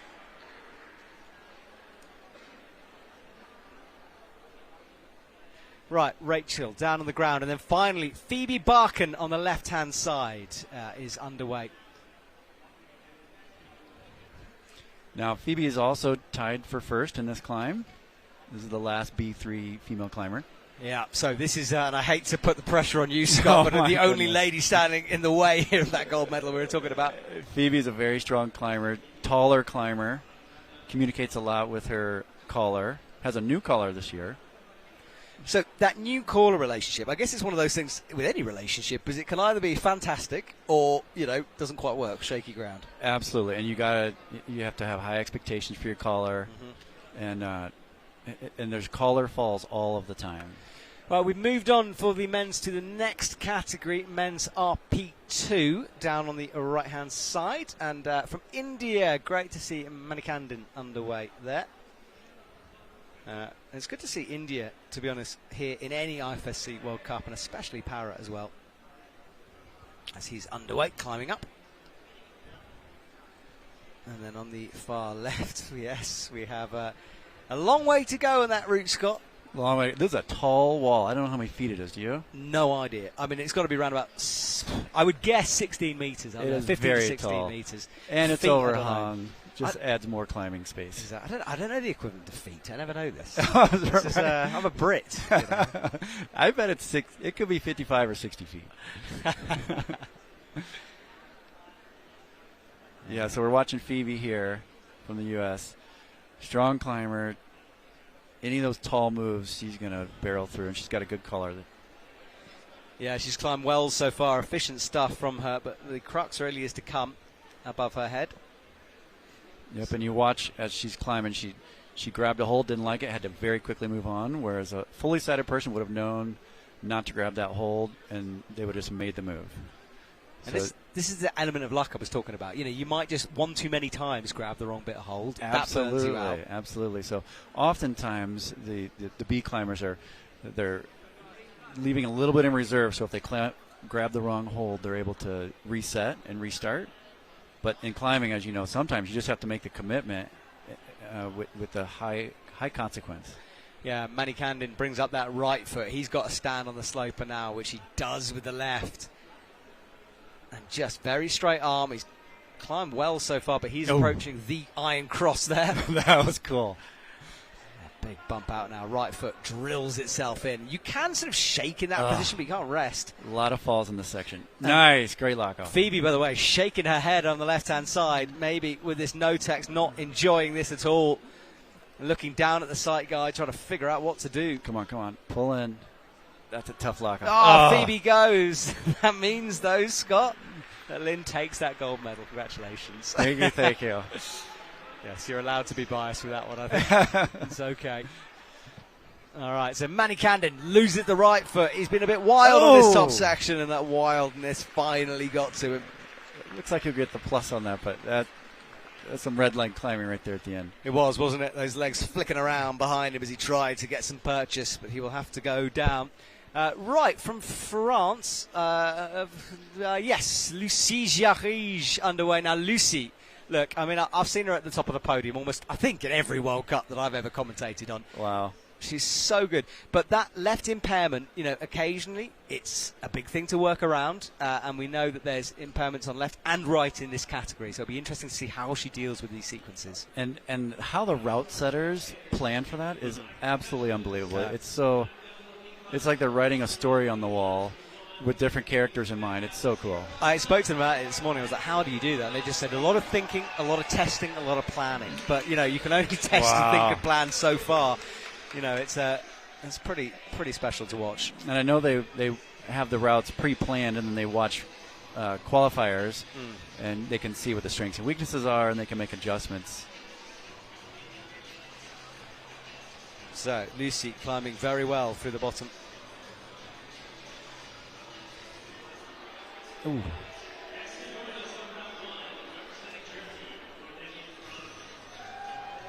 Just wonder what kind of body tension it takes to close a hip or something when you only have the one point of contact. It's so cool. I mean, that move, that twist through. Yeah. It's powerful as well. I have trouble doing it, and but she just keeps closing and opening. Man, I can't climb 7 feet indoors. I can't do it. It's very, very difficult. Mm-hmm. And it makes you realise how bad a climber I am. I wasn't going to say that, but well, the evidence is there. I'll tell you. Well, then you have these World Cup setters where they can turn an 11D or a 12B into something that feels impossible. Yeah, exactly. Unless you have the exact sequence down, then all of a sudden it's a 13A. I tell you what, Lucy is looking fairly good here as she comes through. She's got to get to 35 to beat Emily Gray. She shakes out there. And underway down on the left, we've got Corby and Frank for men's RP1. Down on the far left, that replaces women's B3, who was on that. So Corby, I know Sebastian. I don't know where you are, Sebastian. You're my usual commentator at these events. I think he's cycling across Europe somehow. So Sebastian, if you're listening, we miss you. But this is his teammate, and he always goes crazy. And then from the US, Mason Kirchhoff, on men. Oh no, I've got that completely wrong. Apologies. I don't know where we're at on that one. We are at no idea. So Lucy Jarijda will still continue climbing. I know where she's at. Nice. Towards the top. Yeah, doing well there, isn't she? Looking good, too. Yeah, in this position, that lock off with the right arm, very, very steady with the movements. Oh, this will be a... But she's got to skip that leg over, yeah, she? She did it statically, too. That was cool. Powerful stuff with that left arm there. And look at that ladder of feet there on the right, those green footholds. Well, I saw this. I mean, it's such a feature of this wall, those green... footholds as you come up the wall. That is so cool. But the tension you were talking about, I mean, you have to kind of skip your leg through that movement. Oh, she does fall, and we'll have to wait and see where that will be. 35, I think she has taken victory there. Oh, great.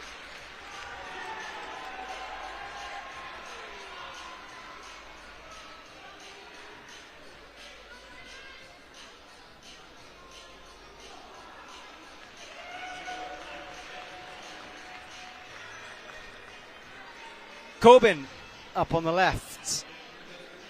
Corbin Frank gets stretched out, right foot buried deep in that volume.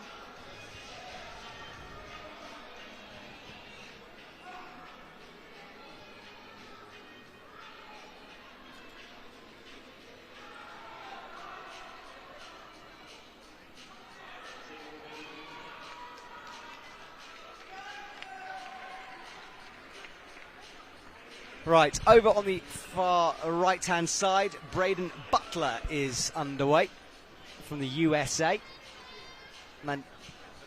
Salt Lake. And trains at the training center. Sorry, we missed you then. So he lives in Salt Lake City? Braden does, yeah. Okay. Lives in Salt Lake City, trains at the training center. And a fun climber to watch. Yeah, part of this RP2 category. And RP is neurological or physiological impairment.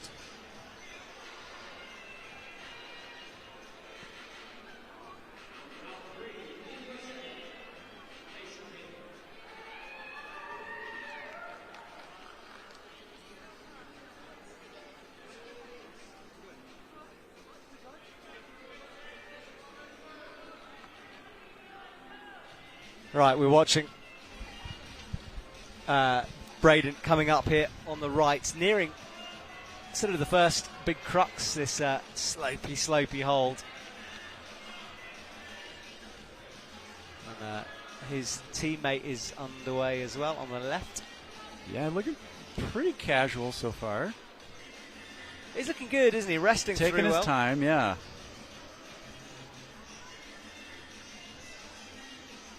And there, I'm pretty sure that's men's AU3. And then from Slovenia is Manka Smika, underway, the first athlete out for women's AU3.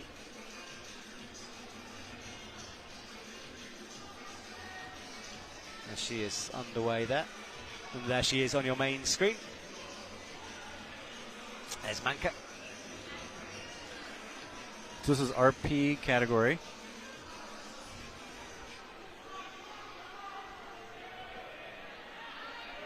Yes, for AU3.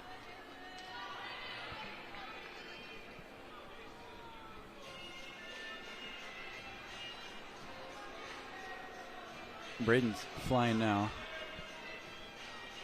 Yes, he's really picked up the pace, hasn't he? Yeah, he was taking his time, not anymore. No, he's had to pick it up. I think an indication that he might be getting a little bit pumped out there on the mats. Yeah, both athletes picking up the pace. Super cruxy right here. And it's Mason Kirch in the middle, who's doing really well for men's AU3 as well. We're approaching the top left. We haven't seen this section of the wall. No. So no idea. No, and he pops off before we can darn see it. On the edge of the volume there. Tricky stuff. Oh, another. And Braden goes down as well. So just one left. Philip Hozink on the right-hand side will come up.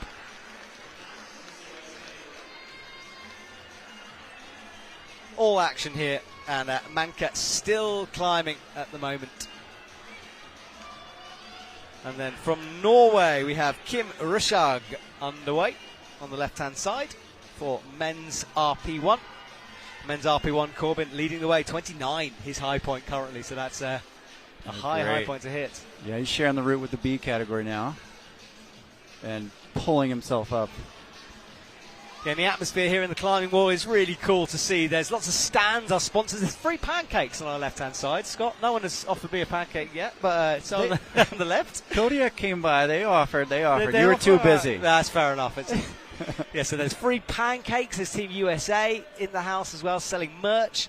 It's a really cool atmosphere, so lovely to see. And we see Manka coming down there, one of 3 athletes in women's AU3.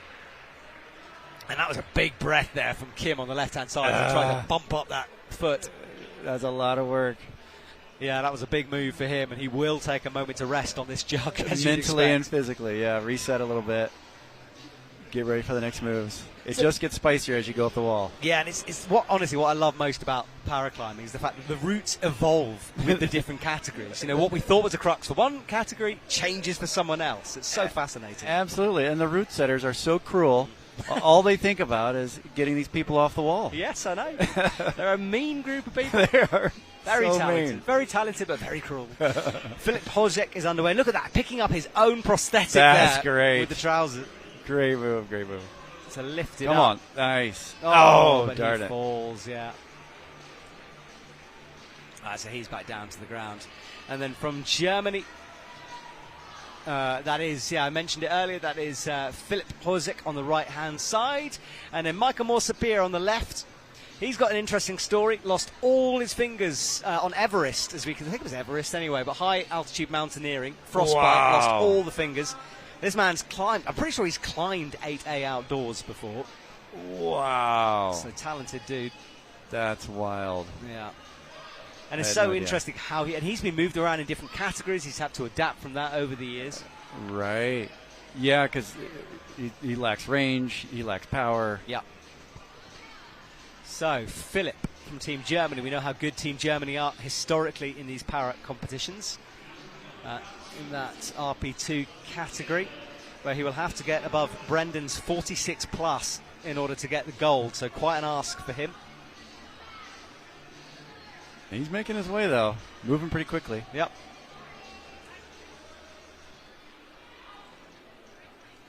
Yeah, good stuff from him now as he chalks up and rests. They've cranked up the music, too, now that the B climbers are done. Yes, well, that was a good point, actually. So with the B category, obviously, we have to keep fairly quiet in order so they can hear the calls. And then when, as you said, once they are finished, then we can hit the music and That's right. bring in the atmosphere here. So Ida underway from Canada right now.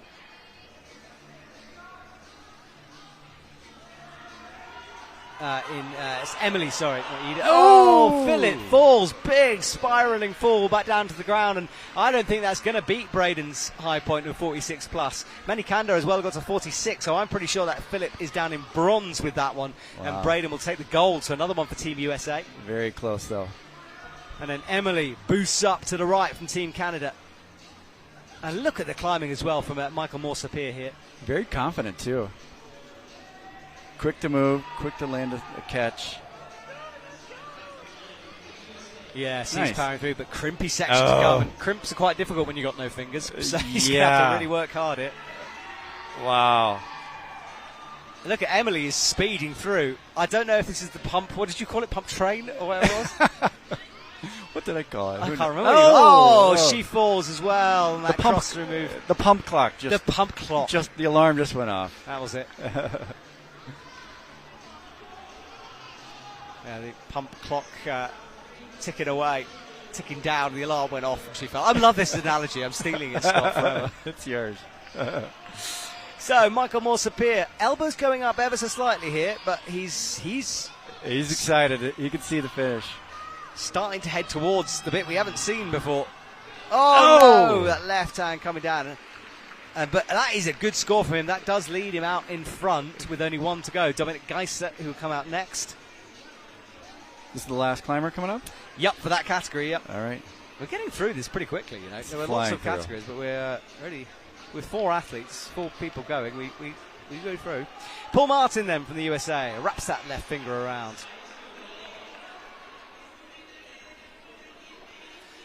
And you can see here his impairment, that right arm. And it makes reachy moves like this a pretty big ask. Oh, jeez. You know, he's got to have some supreme lock-off with that left arm to gain the height, and I'm not sure he's going to get it. No, that is a very early fall from him. Just about on the redirect marker. So low fall. Not the finals he'd want that. Sure. It's hard to find the feet and the body positioning and the hips. Yeah. And all the things.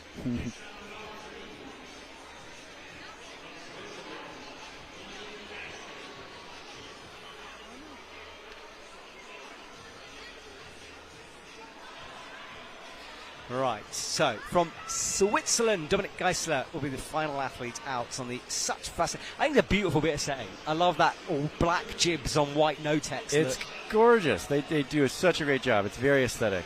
Yes, it is. And then from Germany, Rosalind Schauber underway, the top qualifier in women's AU3. Those clear plastic holds, though, are just gross. Yes. Good way to describe it.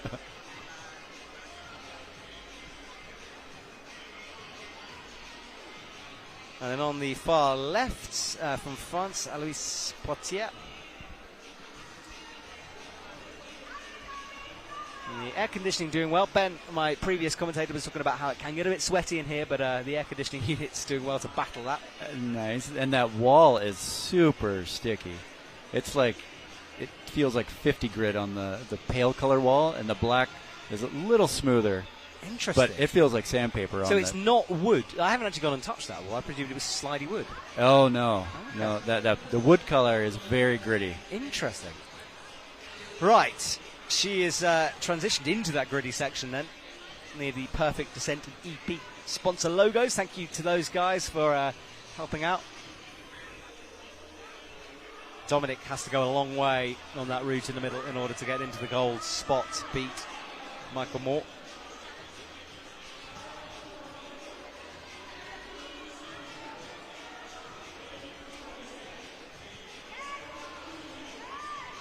Shabbat right now, she finds the undercling with the left hand, matches with the feet on the sloper. And this is the cross-through move we saw quite a few fall on so far, including her compatriot.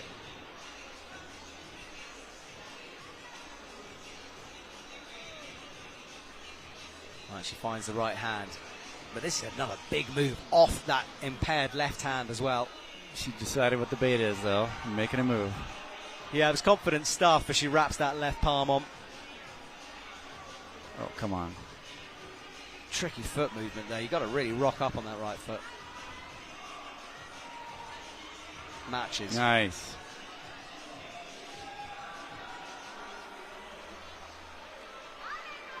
And a big splits move in the middle of the wall here. She finds the match, hits the left, and then side pulls for a while, and lots of body tension through here. That's great. That wall is steep right there, too.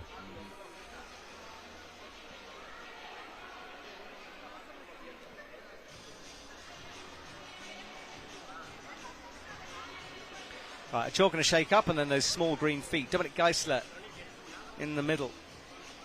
And also Alois Poitier on the left-hand side.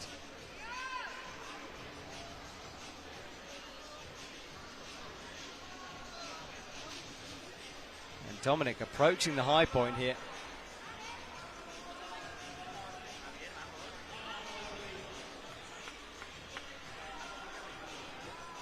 And look at this position, very stretched out that right. That's cool. She's just going to regroup. You've got to trust that edge underneath you. Actually comes with the right hand. And then Dominic reaches up with his left hand. Now he's approaching those volumes where there is a jib. You can see the line of chalk down there, but this is a few people here. He's got it though. Nice. And now he's got a few more jibs and crimps to come before he's into the big open volumes at the top. Oh, on the left. I mean, the barn door is just dying to open. Rosaline falls. Women's AU3, and Dominic goes as well. So, Alois Potier is still on the wall. I just learned about those 3 dots on the wall, like where the T-nuts are. Uh-huh. Have you heard about those? I think they're lights, right? They're lights. There's a light on either side of the T-nut, and the entire gym, I don't know if it's going to be a giant tension board or what it's going to be. Well, I think they have a sort of a plan, and their idea is that you can sort of, well, we'll talk about it in a second because Alois is at the top now. This is very hard. He falls. Yeah, so I think the idea, talking to a member of staff yesterday, was that eventually, the idea would be you have holds on the wall that could be replicated in different locations. So you could be climbing sort of in a state where there's only one gym, and you could, you're kidding. Like a kilter ball, whereas wherever you are in the world, it's the same. I think that would be That's kind of brilliant. It's a good idea, and it is. That's fun. Yeah, it's. I mean, I think it's a long way off. In all honesty, yeah. As you said, there's a lot of holes. But it really pays homage to the route setters too. If somebody puts up something epic that everybody loved, now anybody could have it. Yeah, absolutely. Right, not many categories to go now. In fact, a couple to go down on the far right of the wall. As our B-layer team there gets set up. You can see the Trango rope bags.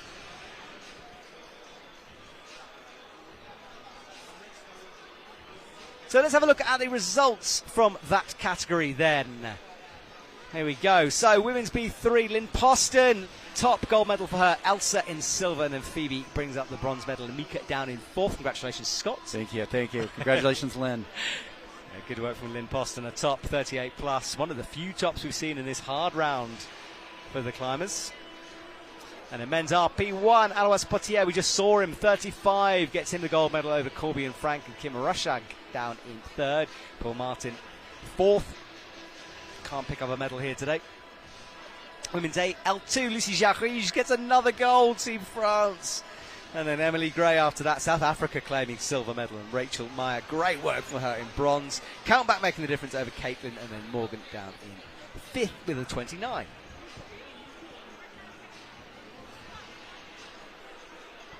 And then next up, Rosalind Schaber in first, 38 for her. Manka Smeka after that in second, a silver. And then Emily McDermott, 33 plus, bronze medal for her. That's women's AU3. Yeah,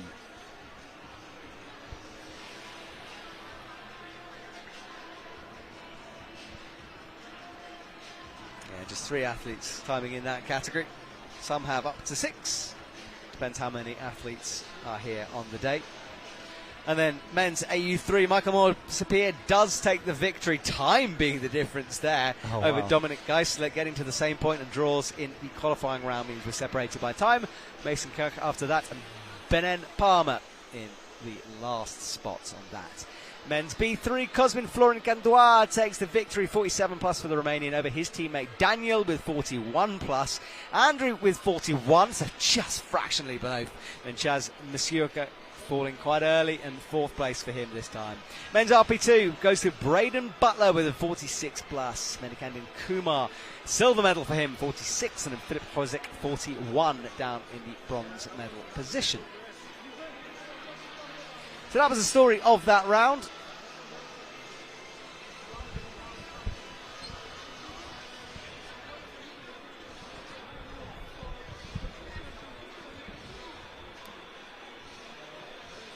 Right, so we're going to have the presentation of the next few categories here. I'm still joined by Scott. I think we might swap you out in a minute, Scott, and bring in someone else, because you've done a sterling job in the commentary box with me so far.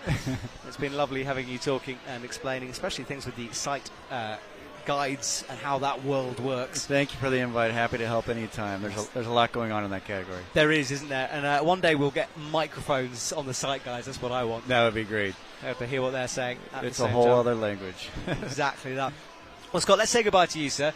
We'll swap. Well, if you're ready, we can stay with me. It's entirely up to you. No, I got to go congratulate my kid. All right, you go off, mate. Send my regards, and I'll see you very soon. Thank you.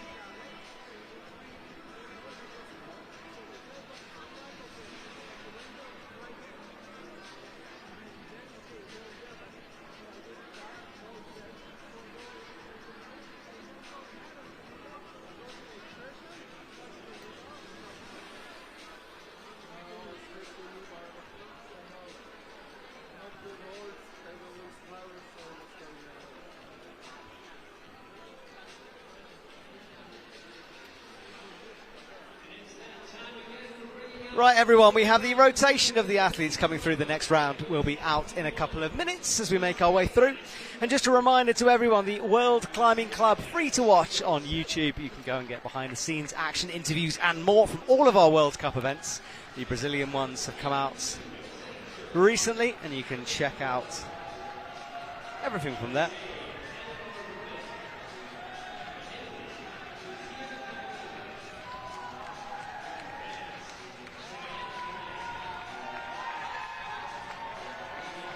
The athletes introduce.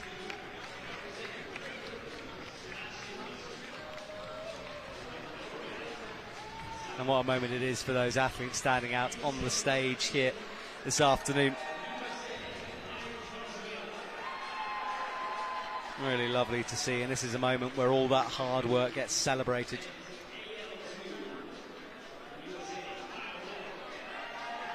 There's some pretty famous names in there. You can hear the support from the crowd as well in the background.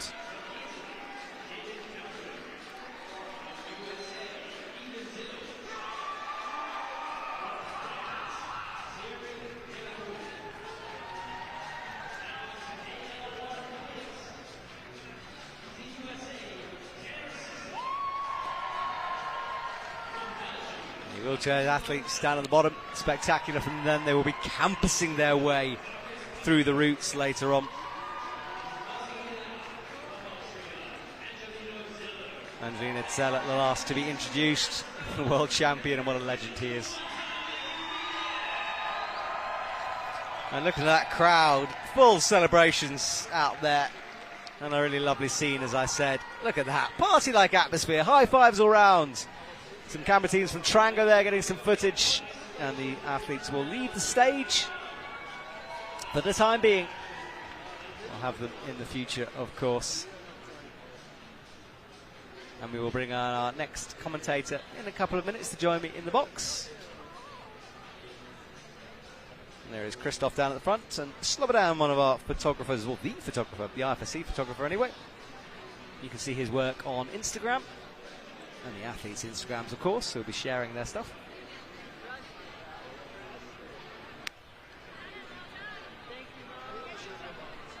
So women's RP1, Hannah Zook coming and joining us here. Team USA having a lockout on that podium. And then this is women's RP1 down on the far left of your wall. They will be climbing very soon. And as we wait, as you can see, Team USA with a big presence out there. And then next up, women's AU2, the next round through. Team Germany down at the bottom, Celine Piret qualifying up in the top spot. That lady, the sure favourite to go into this category for the next round. She's won so many gold medals, I can hardly keep up with her. Men's AL2, Kyle Long will start things off for us from Team USA, and Thierry Delarue will be the final athlete out on men's AL2. And great to see, as you see some big names in there as well. Frederick Leys from Belgium. He's been at every World Cup I've commentated on for sure, so lovely to see him back in action out here today in Salt Lake for the start of the 25 season. And then finally, men's AU2, Brian Zazuela, he will be one to watch down at the bottom of the order, so he will climb out last, having qualified in first position for men's AU2. And Brian, probably the favourite on paper here, but another strong round. Sebastian Mousson down at the bottom for Great Britain, just squeaking into this finals here. And then Trevor Smith from USA and Isaac Ripman as well from Norway. Norway bringing a fairly big squad into this paraclimbing team. Women's AL1, Sebastian. Oh, sorry, that's the same list as we saw before. Right, I think we're going to bring our co-commentator in here as we figure out the start list. So, that's a big term. Take that term back, Matt. Well, my co-commentator, you are indeed. So, right, Rob, tell us, who are you? For those of us who don't know who you are. Well, I'm a parking attendant here at the facility, and it's just great to see so many people coming in. We're not normally this busy. No, I mean, you know my background, but for those that are joining us from around the world, bienvenido, Coleman, good afternoon. Wow. Former U.S. ski team, former U.S. biathlon team, athlete, coach, and now I run a program down in El Salvador developing Paralympic athletics for the country of El Salvador. Yes, you do indeed, and we were filming with your athletes yesterday. Unfortunately, didn't quite make it through to the final. They're still recovering. But, you know, El Salvador, fairly new in terms of climbing, and the athletes you have here, not only are they climbers, they're skiers and surfers as well. They sure are. In fact, we started with surf. Our president, Nayib Bukele, kind of created this Surf City initiative, which is kind of similar to what Brazil did with their surfing about 25 years ago. We all know, if you follow any kind of surfing at all, Brazil's a powerhouse now in surfing, and we could see the writing on the wall. And so I dove in and asked the president if I could help out, and sure enough, we'd done a lot in sport over the years as we're getting ready to queue up our next finalist round. And long story short is I found a kid on the side of the road trying to sell coconuts and shave ice and throw sugar on top and said, hey, you want to learn how to surf? And the rest of the story is in the history books of the International Surf Association and now the Federation International Ski. Yes, indeed. Well, Team USA, Kyle Long is down at the bottom there. He'll be joining me in the commentary box very soon. And Sebastian Mousson for Great Britain. And we all just about run over by Butler a moment ago. He was still jumping up and down. He's putting a meter underneath his climbing shoes. What a climb he had. Yes, indeed. As we're kind of hitting the second half here of our final. Lots of gold medals given already. So, Matt, I'm looking at your screen. For those at home, you don't realize that we're sitting next to Kodiak Park City. That's an old U.S. ski team haunt for me up in Park City, the food court right next to you. You're trying to pay attention to all four of these lanes? Yes, we are. Well, good luck with that. Yes, it's new this year, but it's a little unexpected for us. We usually have two climbing at the same time. Yeah, I've seen that. Yes, so we are trying our best, everyone. But so, Sebastian Mousson from Great Britain underway here. And you can see that left arm impairment. And Rob, what's been your impression of these routes out there today so far? They're pretty hard. These are about 7C, those two ones. Yeah, on the right. these are. We were training in the 5.7, 5.8 zone, and then of course our comp went on a 5.9, even 10 on the cruxes. So I love it. I mean, this is it. This is World Cup, and this is the para opener for the World Cup, and of course the enthusiasm around Los Angeles, including paraclimbing for the first time ever, is the buzz. It hasn't quite caught on with all the participants coming in, but. You know, we're lighting it up for Central America, and I think there's some Eastern Europeans that are here that haven't been here before. So give it another 12 months, I predict, and we're going to see the size of paraclimbing grow by at least 40-50%. Absolutely, and Carolyn Herb is underway as well there on your screen for women's AU2 on the left-hand side. It's quite good at the moment. Everyone's synced up. We can see it on a wide shot, which is quite helpful. And you're behind the scene team making the cuts here as we zoom in now on Zook. Hannah Zook there. Yes, Obsessed Media doing a good job, as they always do, producing all of the footage that you see out there. Right, Kyle Long with a big inside flag there with that prosthetic. Good work from him as he puts in a heel hook on the no-text. Slippy stuff on that left side. You know, the new vacuum sockets are so key to this sport. We didn't have them in surf in the beginning. Guys would lose, $20,000 worth of prosthetic out in the ocean. Oh. In this case, you just pray the triangle belayers aren't going to get have anything fall on them or something.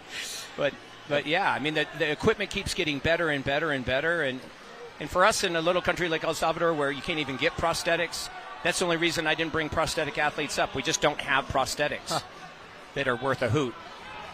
Yes, and Sebastian there makes a big move up with the right hand, matches in with the left, that elbow wrapped onto the sloper. Tricky stuff. And Carolyn Herb leans back. She will rest as well. And look at this from Kyle Long from the USA. Really fast work from him. Over the years, you've been following the para aspect. I mean, IFSC. Oh, as we just had appeal. Yes, Sebastian comes down from Great Britain. His comp dump. I got to tell you, the thing for me, as I told you yesterday as we were chatting, as another as well. I know, it's all action here. Kyle falls on the side pulls here. So we're just stuck with Carolyn Herb from Women's AU2. one of the things that we deal with an AL1, of course, is the circulatory system so screwed up, and it's an open category. In this category, you have different lengths of a new ending on the arm, or a AK, BK situation, above knee, below knee situation. But people have to understand from a physiological standpoint, when you lose any aspect of your 4 primary digits that you're given at birth, if you're lucky enough to have them at birth, some are, of course, born without them, but it screws up the entire system. Yeah. And so the circulatory system from the Olympic track climbers compared to the Paralympic track climbers, it's very different. And what I really love about it is that there's a lot more physiologists and kinesiologists coming in going, we've got to study this. Yeah. And figure it out, haven't we? Especially within the Paralympics. Yeah. With a smile on her face. Yeah, she celebrates. It was a good climb from her as well. Boss schön. We'll have to wait and see. The Deutsche. Yes, Team Germany bringing the big guns out here today. Big team as always from them. Now, help me out, because, again, I'm rookie, and there's some rookie listeners right now, too, I hope. Mm-hmm. When we're running 6, is this a final, or are they going to break it down again? No, so the amount of athletes, it's between 3 and mega 6. Final. Well, it's just a final. I mean, we Okay. ideally would have 6 athletes in every round. Okay, but not bracketed. This is it. No, this is it. Yeah. Okay. This is the athletes who are qualified. In surf, we do the bracket. No, so for this one we have just 3. That's Cool. just because we haven't had. Oh, and that's a very early fall there Yeah. from Jackie Stewart down on the left-hand side from women's RP1. That's not what she would have wanted. No, and from you that. can see the shock on her face. She just wasn't anticipating that at all. No, it's super early slip from her. Right, going on the right is Braden Butler. Oh, no, it's not. Ignore that. I have no idea where we are here. I think it should be Isaac, yes. Isaac Ripman on the right-hand side. See, it's confusing for me too, Rob. I'm trying to look at multiple bits of paper and multiple routes. If I'm on the World Cup in skiing, there's 3 people in here with a production assistant. And, this is a one-man show right now, other than the camera folks that are behind the scenes. Yes, You're doing great, Matt. Thank you, mate. And a lot of shot that is as well, looking up at the wall here. So, Team El Salvador, we'll talk about more in a minute. But obviously, their category is coming up quite soon. Angelina Zeller. Yeah, I got to go down there. Yeah. The Austrian team adopted us, so I got to go down there. And, Marcus! He'll be screaming here. Right. Right. So a new lane, though, correct? We've already moved on to the second round, a second athlete. Yes, so Sebastian Felt, and we've got Yeah. Isaac now on the right-hand Yeah, side. they're so quick on their turnaround. That's Yes. fantastic. And Corey Ramos, I think we're watching here from the USA. Corey's looking strong. Yeah, he's looking chill, isn't he? Yeah, resting well. Yeah, nice determination on the face there. But prosthetic on no tech surface, that Yeah, right foot, yeah. that's a big ask, isn't it? We run into the same thing in surf. The BK and AK surfers, mostly BK surfers, you're kind of at an advantage if it's out front, if it's your kick plate, the back foot, and it's a little tougher because you just can't feel. You just can't. You're relying on a big limb ending in a socket to try to get that sensation of what's the foot actually doing. You'll see these guys with the lower limb prosthetics visually looking down to ensure that what they think is. Yeah, this is Rubin there, Eleanor Rubin from the USA. USA, expectedly bringing a big squad here, but they're a very dominant force in paraclimbing at the moment. And in hosting quota. Yes. Yeah, allocation. Although I heard that got shrunk a little bit from previous years. Yeah, it's changed. I mean, Yeah. I think para especially is underway. And then, yes, great work. Look at that horizontal in the middle of the Yeah. wall. And Melissa Ruiz is going on the left-hand side, the final athlete out for women's ARP1. And we lose Isaac there in the middle. Head in his hand. He's disappointed by that one. Up the wall, though, I think the previous athlete. Now, Yes. is this in ascending order to qualifying first? So Is the that how athletes these are set up? Athletes are out first, qualified Okay. in last. Athletes out last, qualified Yep. in first. So Yep. they sort of get an advantage. Well, not an advantage, depends how you like it. Melissa Ruiz, one of 3, and look, she is a bit of a legend as well on the circuit, is this lady. Yeah, I've loved watching the YouTube clips and the Instagram clips of her efforts. I mean, she's just so beautiful on the wall, so measured in how she's using her strength, conserving as much as possible to save it for the cruxes. Yeah, when she finds her flow, she's unstoppable. Yeah, impulso in Espanol. Impulso. My Spanish is not momentum. good. Momentum. I'll have to trust you on that one. Right, look at this as well on the right-hand side here. This is Trevor Smith, who's most Send it, brother. We're going to have to get that. That's tough now. Now we're trying to put 3 climbers in the frame. Yes. And it's like we don't want to lose. Sorry, Corey Ramos. Apologies. Yeah, that's the wrong Ramos. name there. So Ramos has done very, very well here. He looks so strong today. He came hunting for the top today for sure, mentally. Yes, he did. He's on it, isn't he? looks left, bump move out there, gets the pinch, and then turns it into a Gaston with the left hand as he drops into that left foot. Beautiful. Look at this from Corey, another angle of this. Love this shot of two athletes going same time. Good stuff, isn't it? It is. It's fantastic. I mean, for the women, though, this is one of the earlier cruxes here on the route, this cross-through move on crimps. Yeah. Chalking up, we lose Ramos there as he falls. Yeah, just below that double yellow bucket. Yeah. And Melissa Ruiz has been stuck in that position for quite a while on the bottom left of your screen. Yeah, I'm surprised by that, actually. I mean, sometimes it's just the route doesn't suit your impairment, and you struggle. Yeah. There's not a lot you can do about it at that point. Oh, and we have a fall as well from Eleanor, who comes back down. Now, one thing I'm noticing, folks at home don't see this. They might be like, more data, more data. Matt's not getting other data. You're not getting judges' scores running up on a separate tablet or anything. So I do. You can find the results from the IFSC. Eventually, but not in the live format. No, we don't have it right now, but you can find it easily online on the IFSC page. Yeah.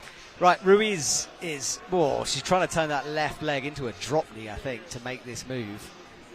Careful from her. Tenuous section. There's Smith there coming through. And, he finds that right hand. Oh, she just peeled. Bummer. Off the wall she goes. Yeah. I mean, what? I want to say 4 or 3 minutes. Yes, I know. 3 minutes she fought that battle. Long time. Yeah. Right, so reaching Trevor, up, Trevor above his head. Had to bump that left hand across the sloper. And then up into that stump move there. Yeah, you get the elbow, you get that extra little bit. That extra little bit with an elbow that works a little bit. And Trevor takes advantage of that for sure. He's going to go up into that bucket now. Yeah, beautiful. Yeah, look at this. Good work from him, but this slopey section. I say bucket. Is that wrong? You guys say jugs? We say jug, but we know what you mean by bucket. That's a good way to describe it. Bumping that left foot, finds the right twisting drop knee to get himself in that position. And that's interesting. He thought about coming in with the right the right stump, and then changed it to the left hand and made the match. That's thin on his left hand right now. It looks huge, but it's not that huge. Yes. Okay, so now he's going to get an oppose going on. Yeah, this iron cross situation. As you've got a newcomer down on lane 1 of the finals. Yes, Lucia Capavilla. And she was a very star in Arco last year for their first Paraclimbing World Cup in quite a while. Was it all our press conferences? Does she work part-time for the office?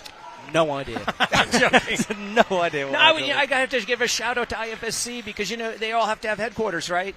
And sadly, we've lost an athlete there on the right. Trevor came off. Frederick Lay's underway, the yellow of Belgium.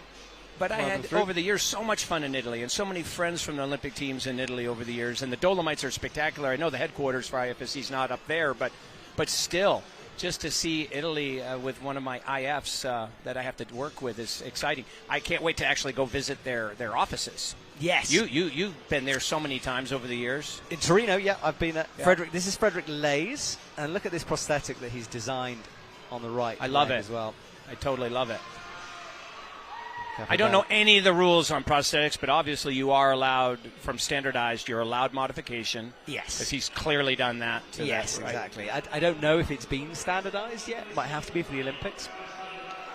Yeah, the IPC and IOC tend to homologate as much as they possibly can. And that's, of course, to make the field of play as fair as possible for everybody. Not every country has access to a $20,000 prosthetic. No, exactly. Now, Lucia Capavera in the second final part of this run. I love that stretching heel over the left. Love that.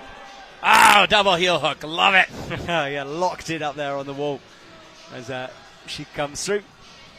Now she's going to have to do a big crossover. Yeah, we've got Kyle Long coming to join me in the commentary box in a minute. No, Robbie, stay with us for one more, and then we'll say goodbye to you as our next athletes come through. Here we go. Is she going to send it the whole way? Come on. Yeah, come on, girl. Very, very near. Brian Sazvella underway as well here. Love this. Yes, and Capavella rotates through. She's nearing the business end of this route right now. Oh! Oh, no. Oh, but she's smiling. That must be top so far. High, or not top. You can't use that term. No, top highest. is when they finish it off, but she's highest. I think so, yeah. The high point, we would say. All right, Matt, I'm going to go over and queue up on AL1 so I can cheer on my Austrian Rob. folks. You're going to get long in here in a second. Yes, we are. Thank you very much, Rob, for your time. Appreciate it, mate. And best of luck with El Salvador. Look forward to seeing you guys in the future. You might see us in Innsbruck. The boys are wanting to come to Innsbruck now. And I'm like, only if we go to Oberhof Tunnel to ski after and finish off at the O2 wave pool in Munich. All right, well, we will look forward to seeing you there, Rob. Thank you very much. Peace. Thank you very much to Rob there in the commentary box. So appreciate it, mate, for your time. Brian Zozuela then coming through as Kyle Long comes and joins me in the box. Fresh off the wall as well. The sweat encrusted on his forehead. Kyle, how you doing, mate, as Frederick Lays comes down? I'm doing well, Matt. I think in classic competitive fashion, I was just want a little bit more for myself. But such is life, such is competition. Overall, though, I'm stoked, man. Yeah. Because here we are, we're in Salt Lake City, we're commentating for the great people of the world, but not outside of the world. And this is actually my first time making the finals for an IFSC competition. So.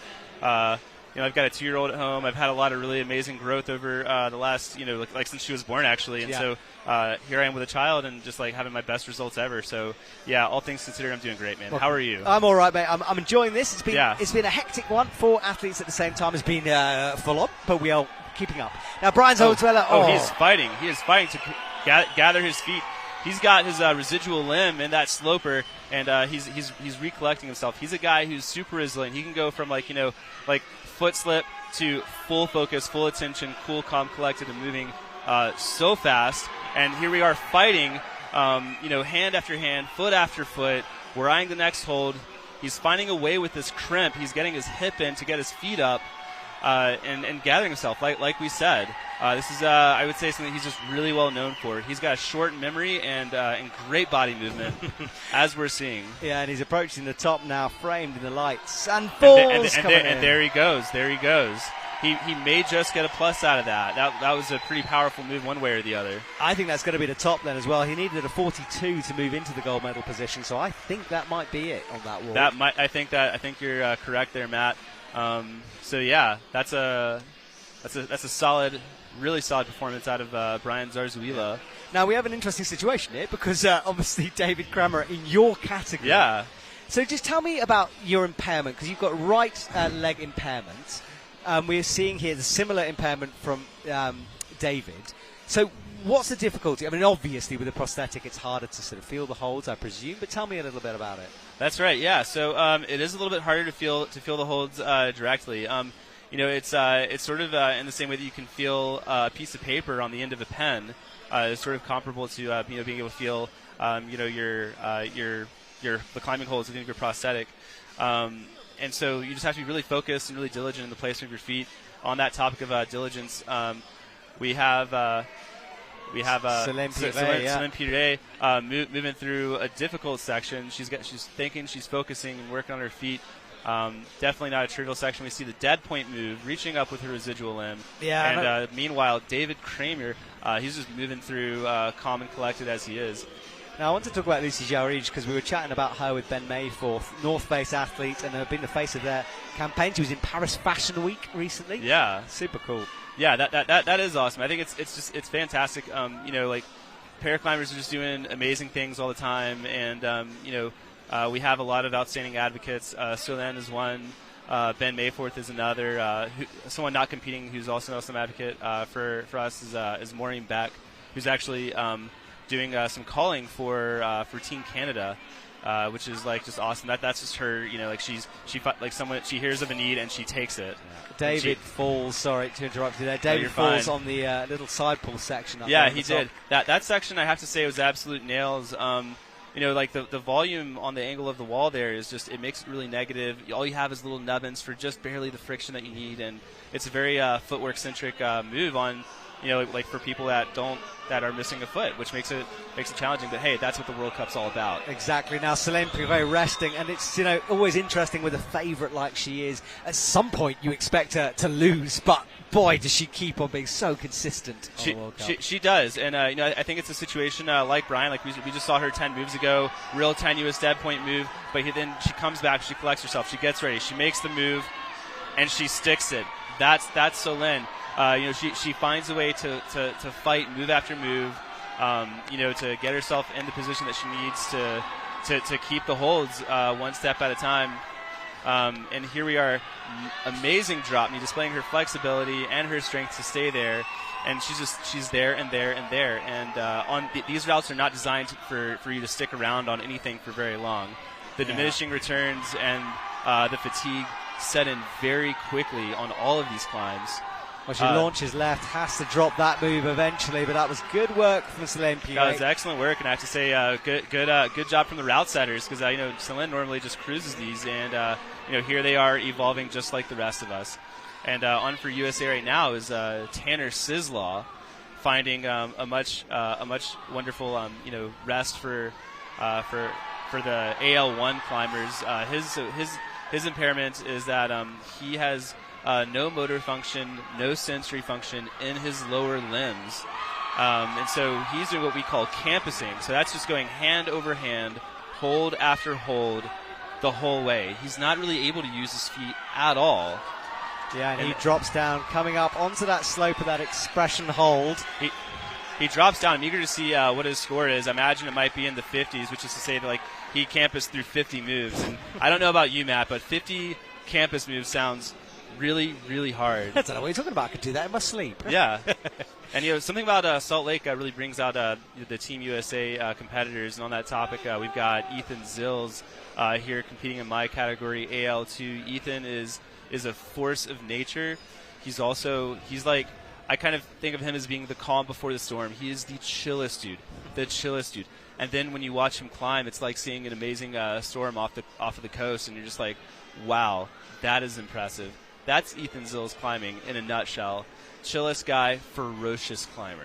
Exactly. Well, he's going to have to be here as he moves onto the big no-text volumes. Jibs on them, of course. So you just have to be accurate with the feet through here. That's what I found. So full disclosure, I've never climbed through no-text things myself, so that was a first for me.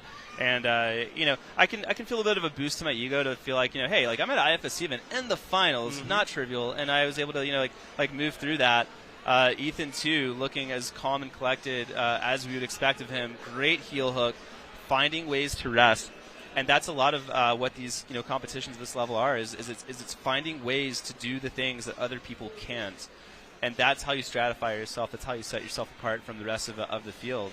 And that's what we're seeing in Ethan right now.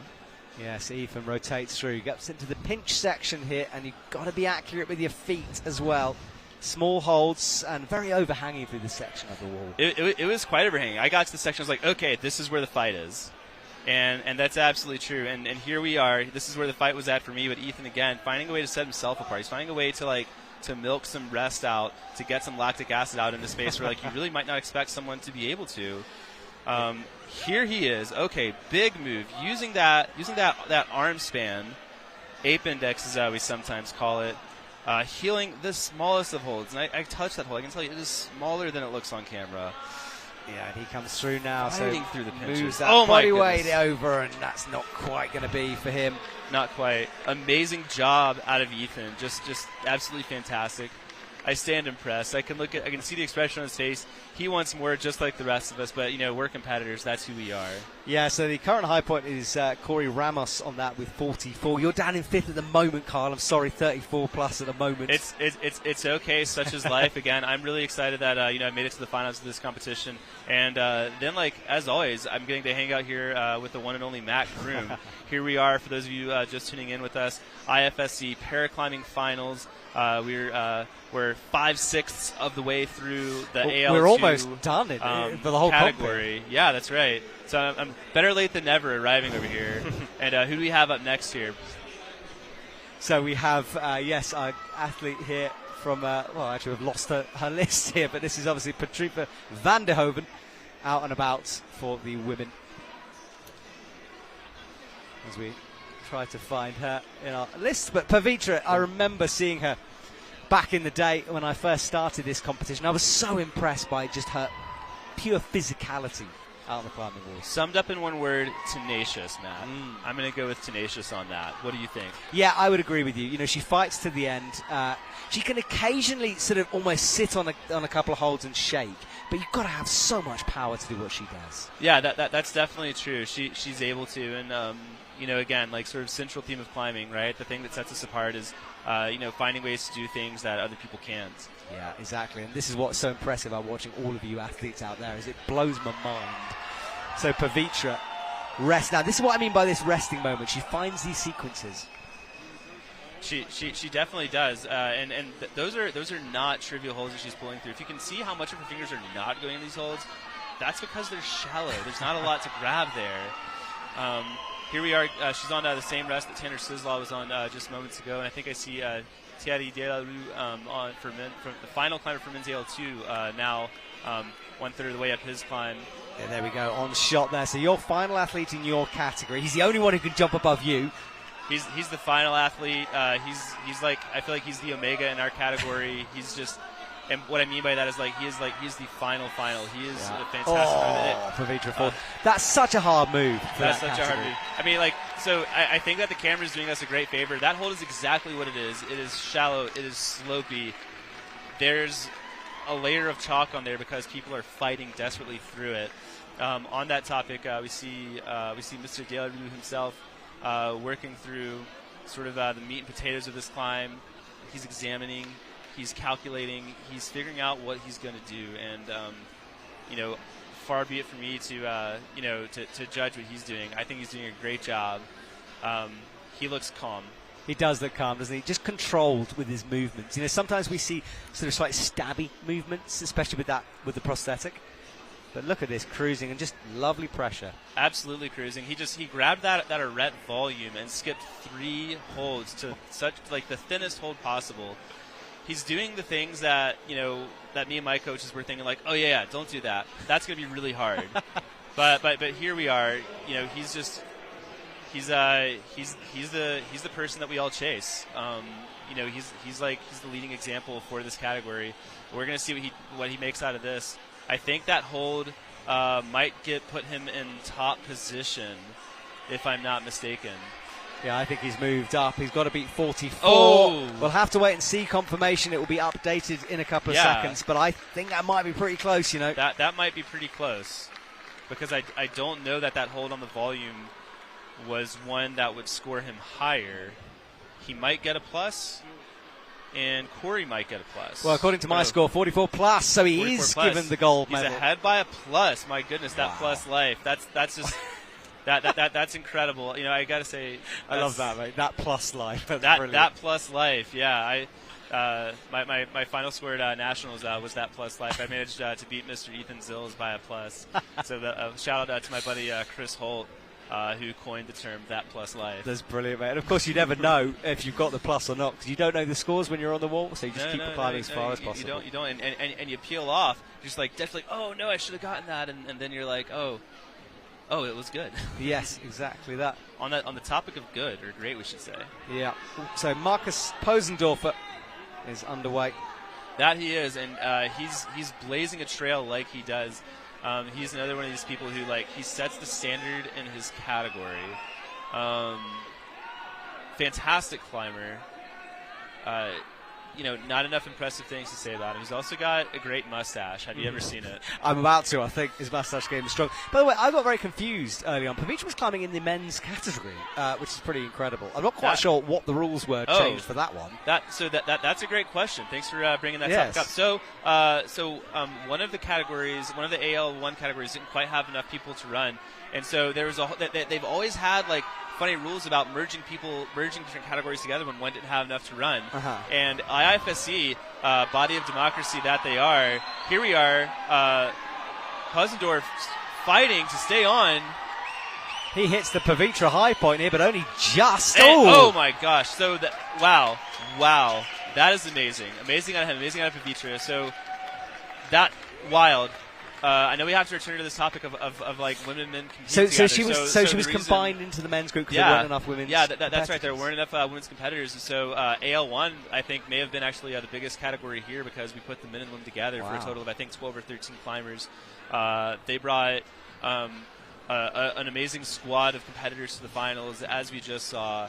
And Pavitra and Marcus just right there in it together. Yeah, incredible. Isn't Absolutely it? I mean, amazing. It's pretty cool that as an aspect of our sport, we can combine men and women's together, and they compete on the same level as well. And are competitive.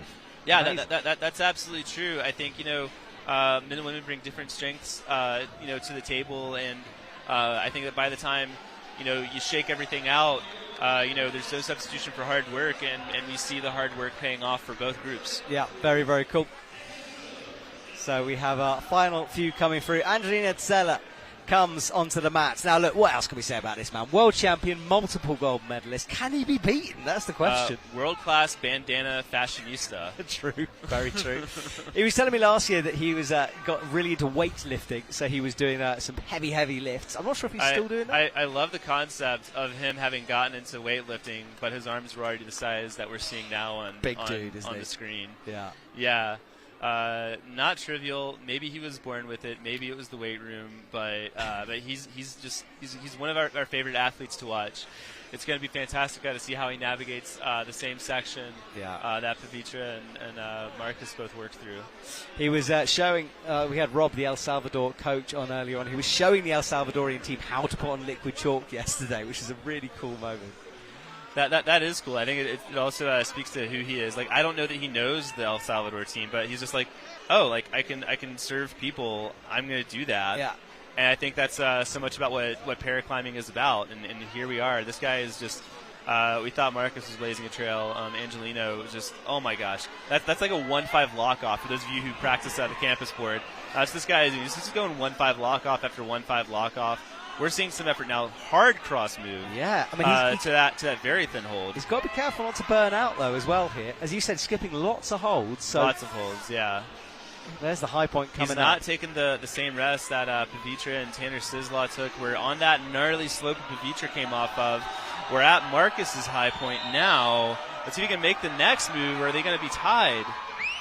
Big move this is. That should be the gold medal for him. And that is secured.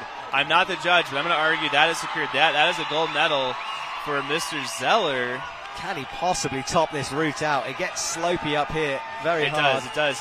These are just open. Like, these are holds meant for good feet, and he cannot use them. Yeah. And here we are. He's fighting through it.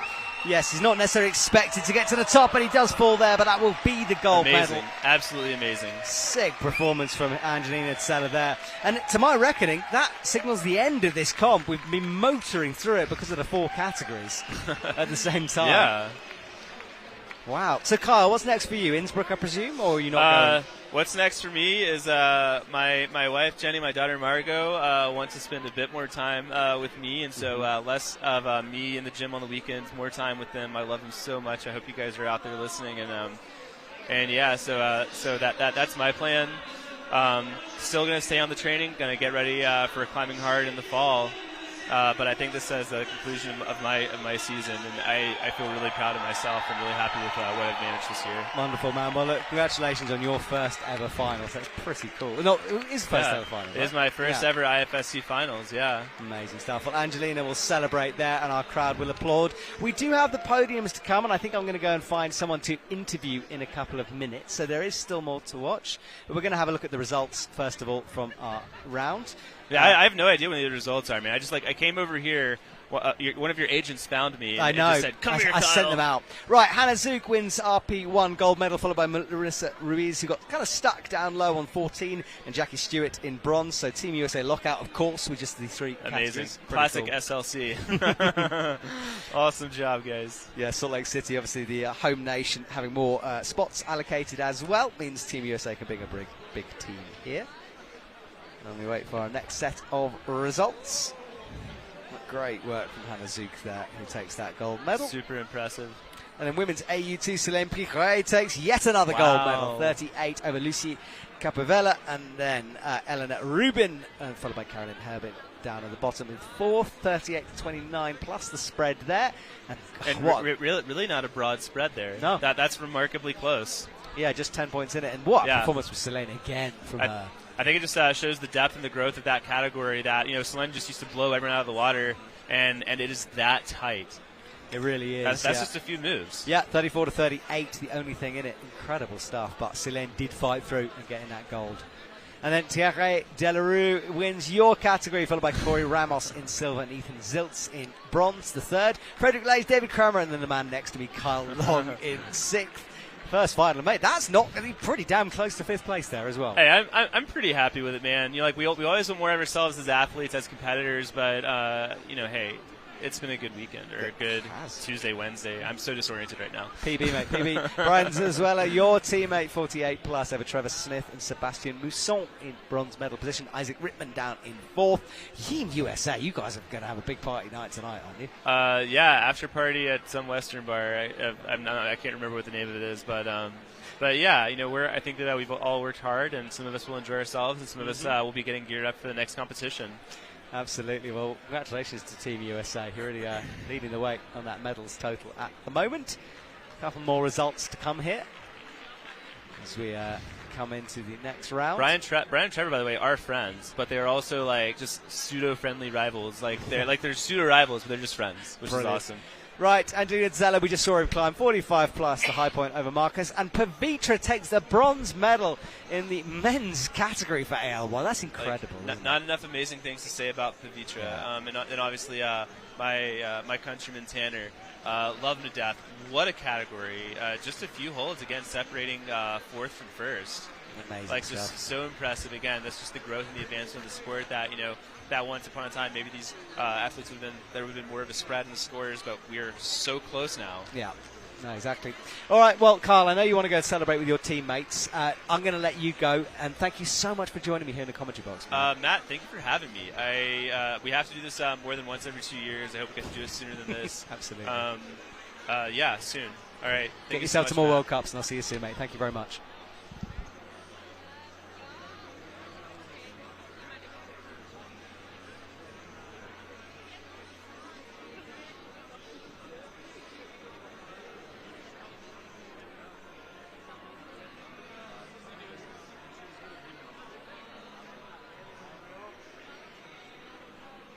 Right, so everyone, I spent some time yesterday with the team El Salvador. Rob, the coach, was on with me previously. So let's have a look at that, shall we, and see the journey of El Salvador in their first World Cup.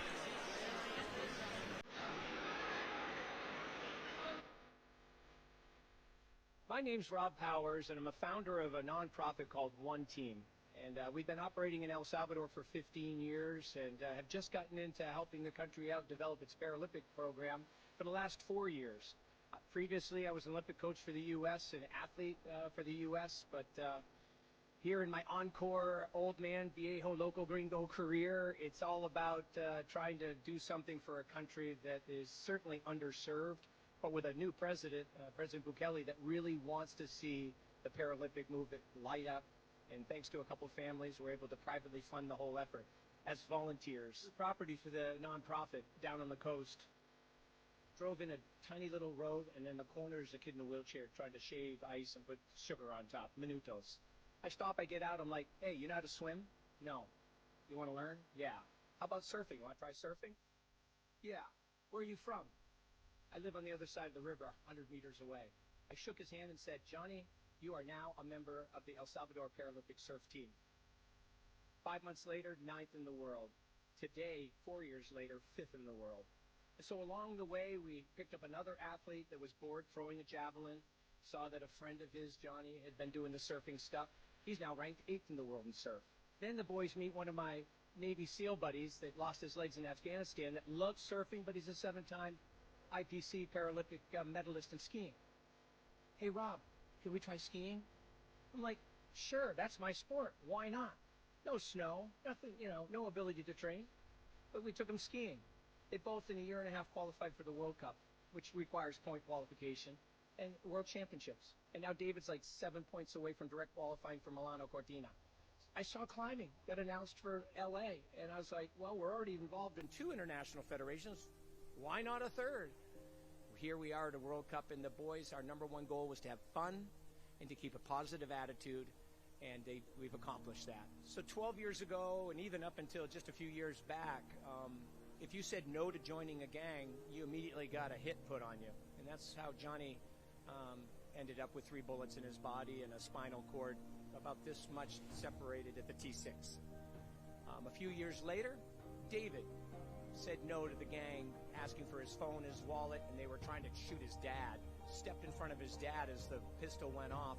He took a few bullets and lost almost the same amount of vertebrae around the T6. So they're both victims of gang violence. They're both from dirt floors and tin roofs. And now they live on a brand new Olympic training center that our foundation built in El Salvador, and they're traveling the world with 3 international sports federations. And they are pumped. Angelino's handing them liquid chalk before the start of the race. They worship that guy. They've been like studying his Instagram. The Austrian coaches, Marcus. I mean, talk about a friendly environment. So it's like, hey, you don't necessarily, if you're from another country like El Salvador that wants to get into climbing, all I can say is get on a plane and come, because the IFSC, and just as importantly, the member nations of the IFSC are going to welcome you in and make you feel at home from day one. And that's what's happened here in Salt Lake. Johnny, our goal last night looking at this thing was like, man, if we can get to green and go beyond green, and he did it. We are so stoked, and a super shout out to IFSC for welcoming a little country like El Salvador to this amazing sport.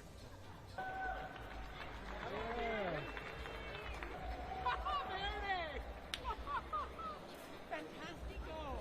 Hey, Campeón Mundo. That's tough, man. Bienvenido, Escalar, huh?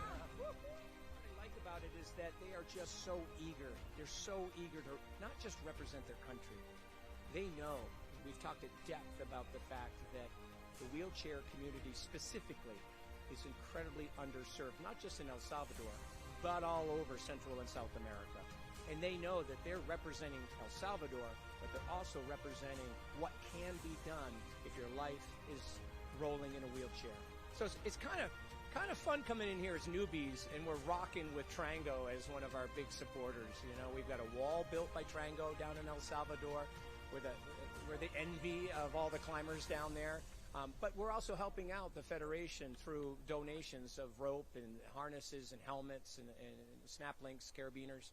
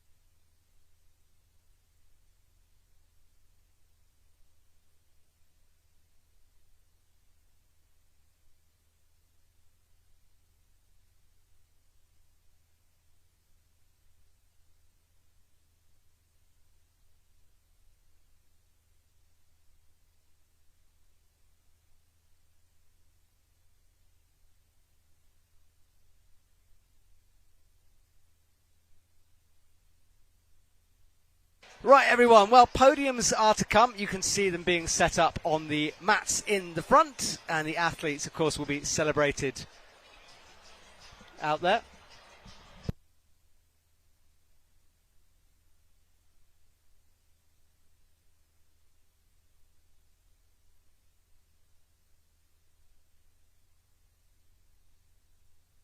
Yeah, the podiums are the chance to celebrate with our athletes who have got the gold, silver and bronze. And congratulations to everyone behind the scenes who managed to make this comp work. It really was a good event in terms of the routes themselves, the setting, and of course from the athletes' perspective, pretty magic stuff out there on the mats. Now just to remind everyone, this week doesn't finish here in Salt Lake. We move on to the Boulder World Cup. at the end of the week. And then, of course, we go to Denver after that, a new venue for speed. We just get to focus on our speed athletes in the centre of the city. Sure to be a spectacular one. And, of course, the World Climbing Club, your daily show during all of the World Cups throughout the season. And that is free to watch on YouTube. And while you're there, please hit the subscribe button so you can join us for all of the action on that one. And as our podiums get prepared, it'll be a fun celebration here in Salt Lake. And a big thank you to all my co-commentators as well, who have been so helpful throughout this competition to provide some expert knowledge here in the commentary box. Always a pleasure to see. And we have some stars wandering around here in the arena as well. Lovely to see everyone.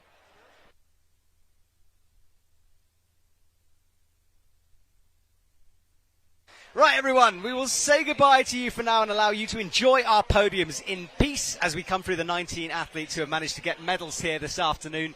My name has been Matt Groom. Thank you to everyone who has been watching throughout the day, and we will return very soon for not only more IFSC paraclimbing action, but the able-bodied competition as well for boulder and speed coming at the end of the week. I'll let you enjoy the podiums. Thank you for watching. Stick with us to celebrate with our athletes, and I will see you very soon.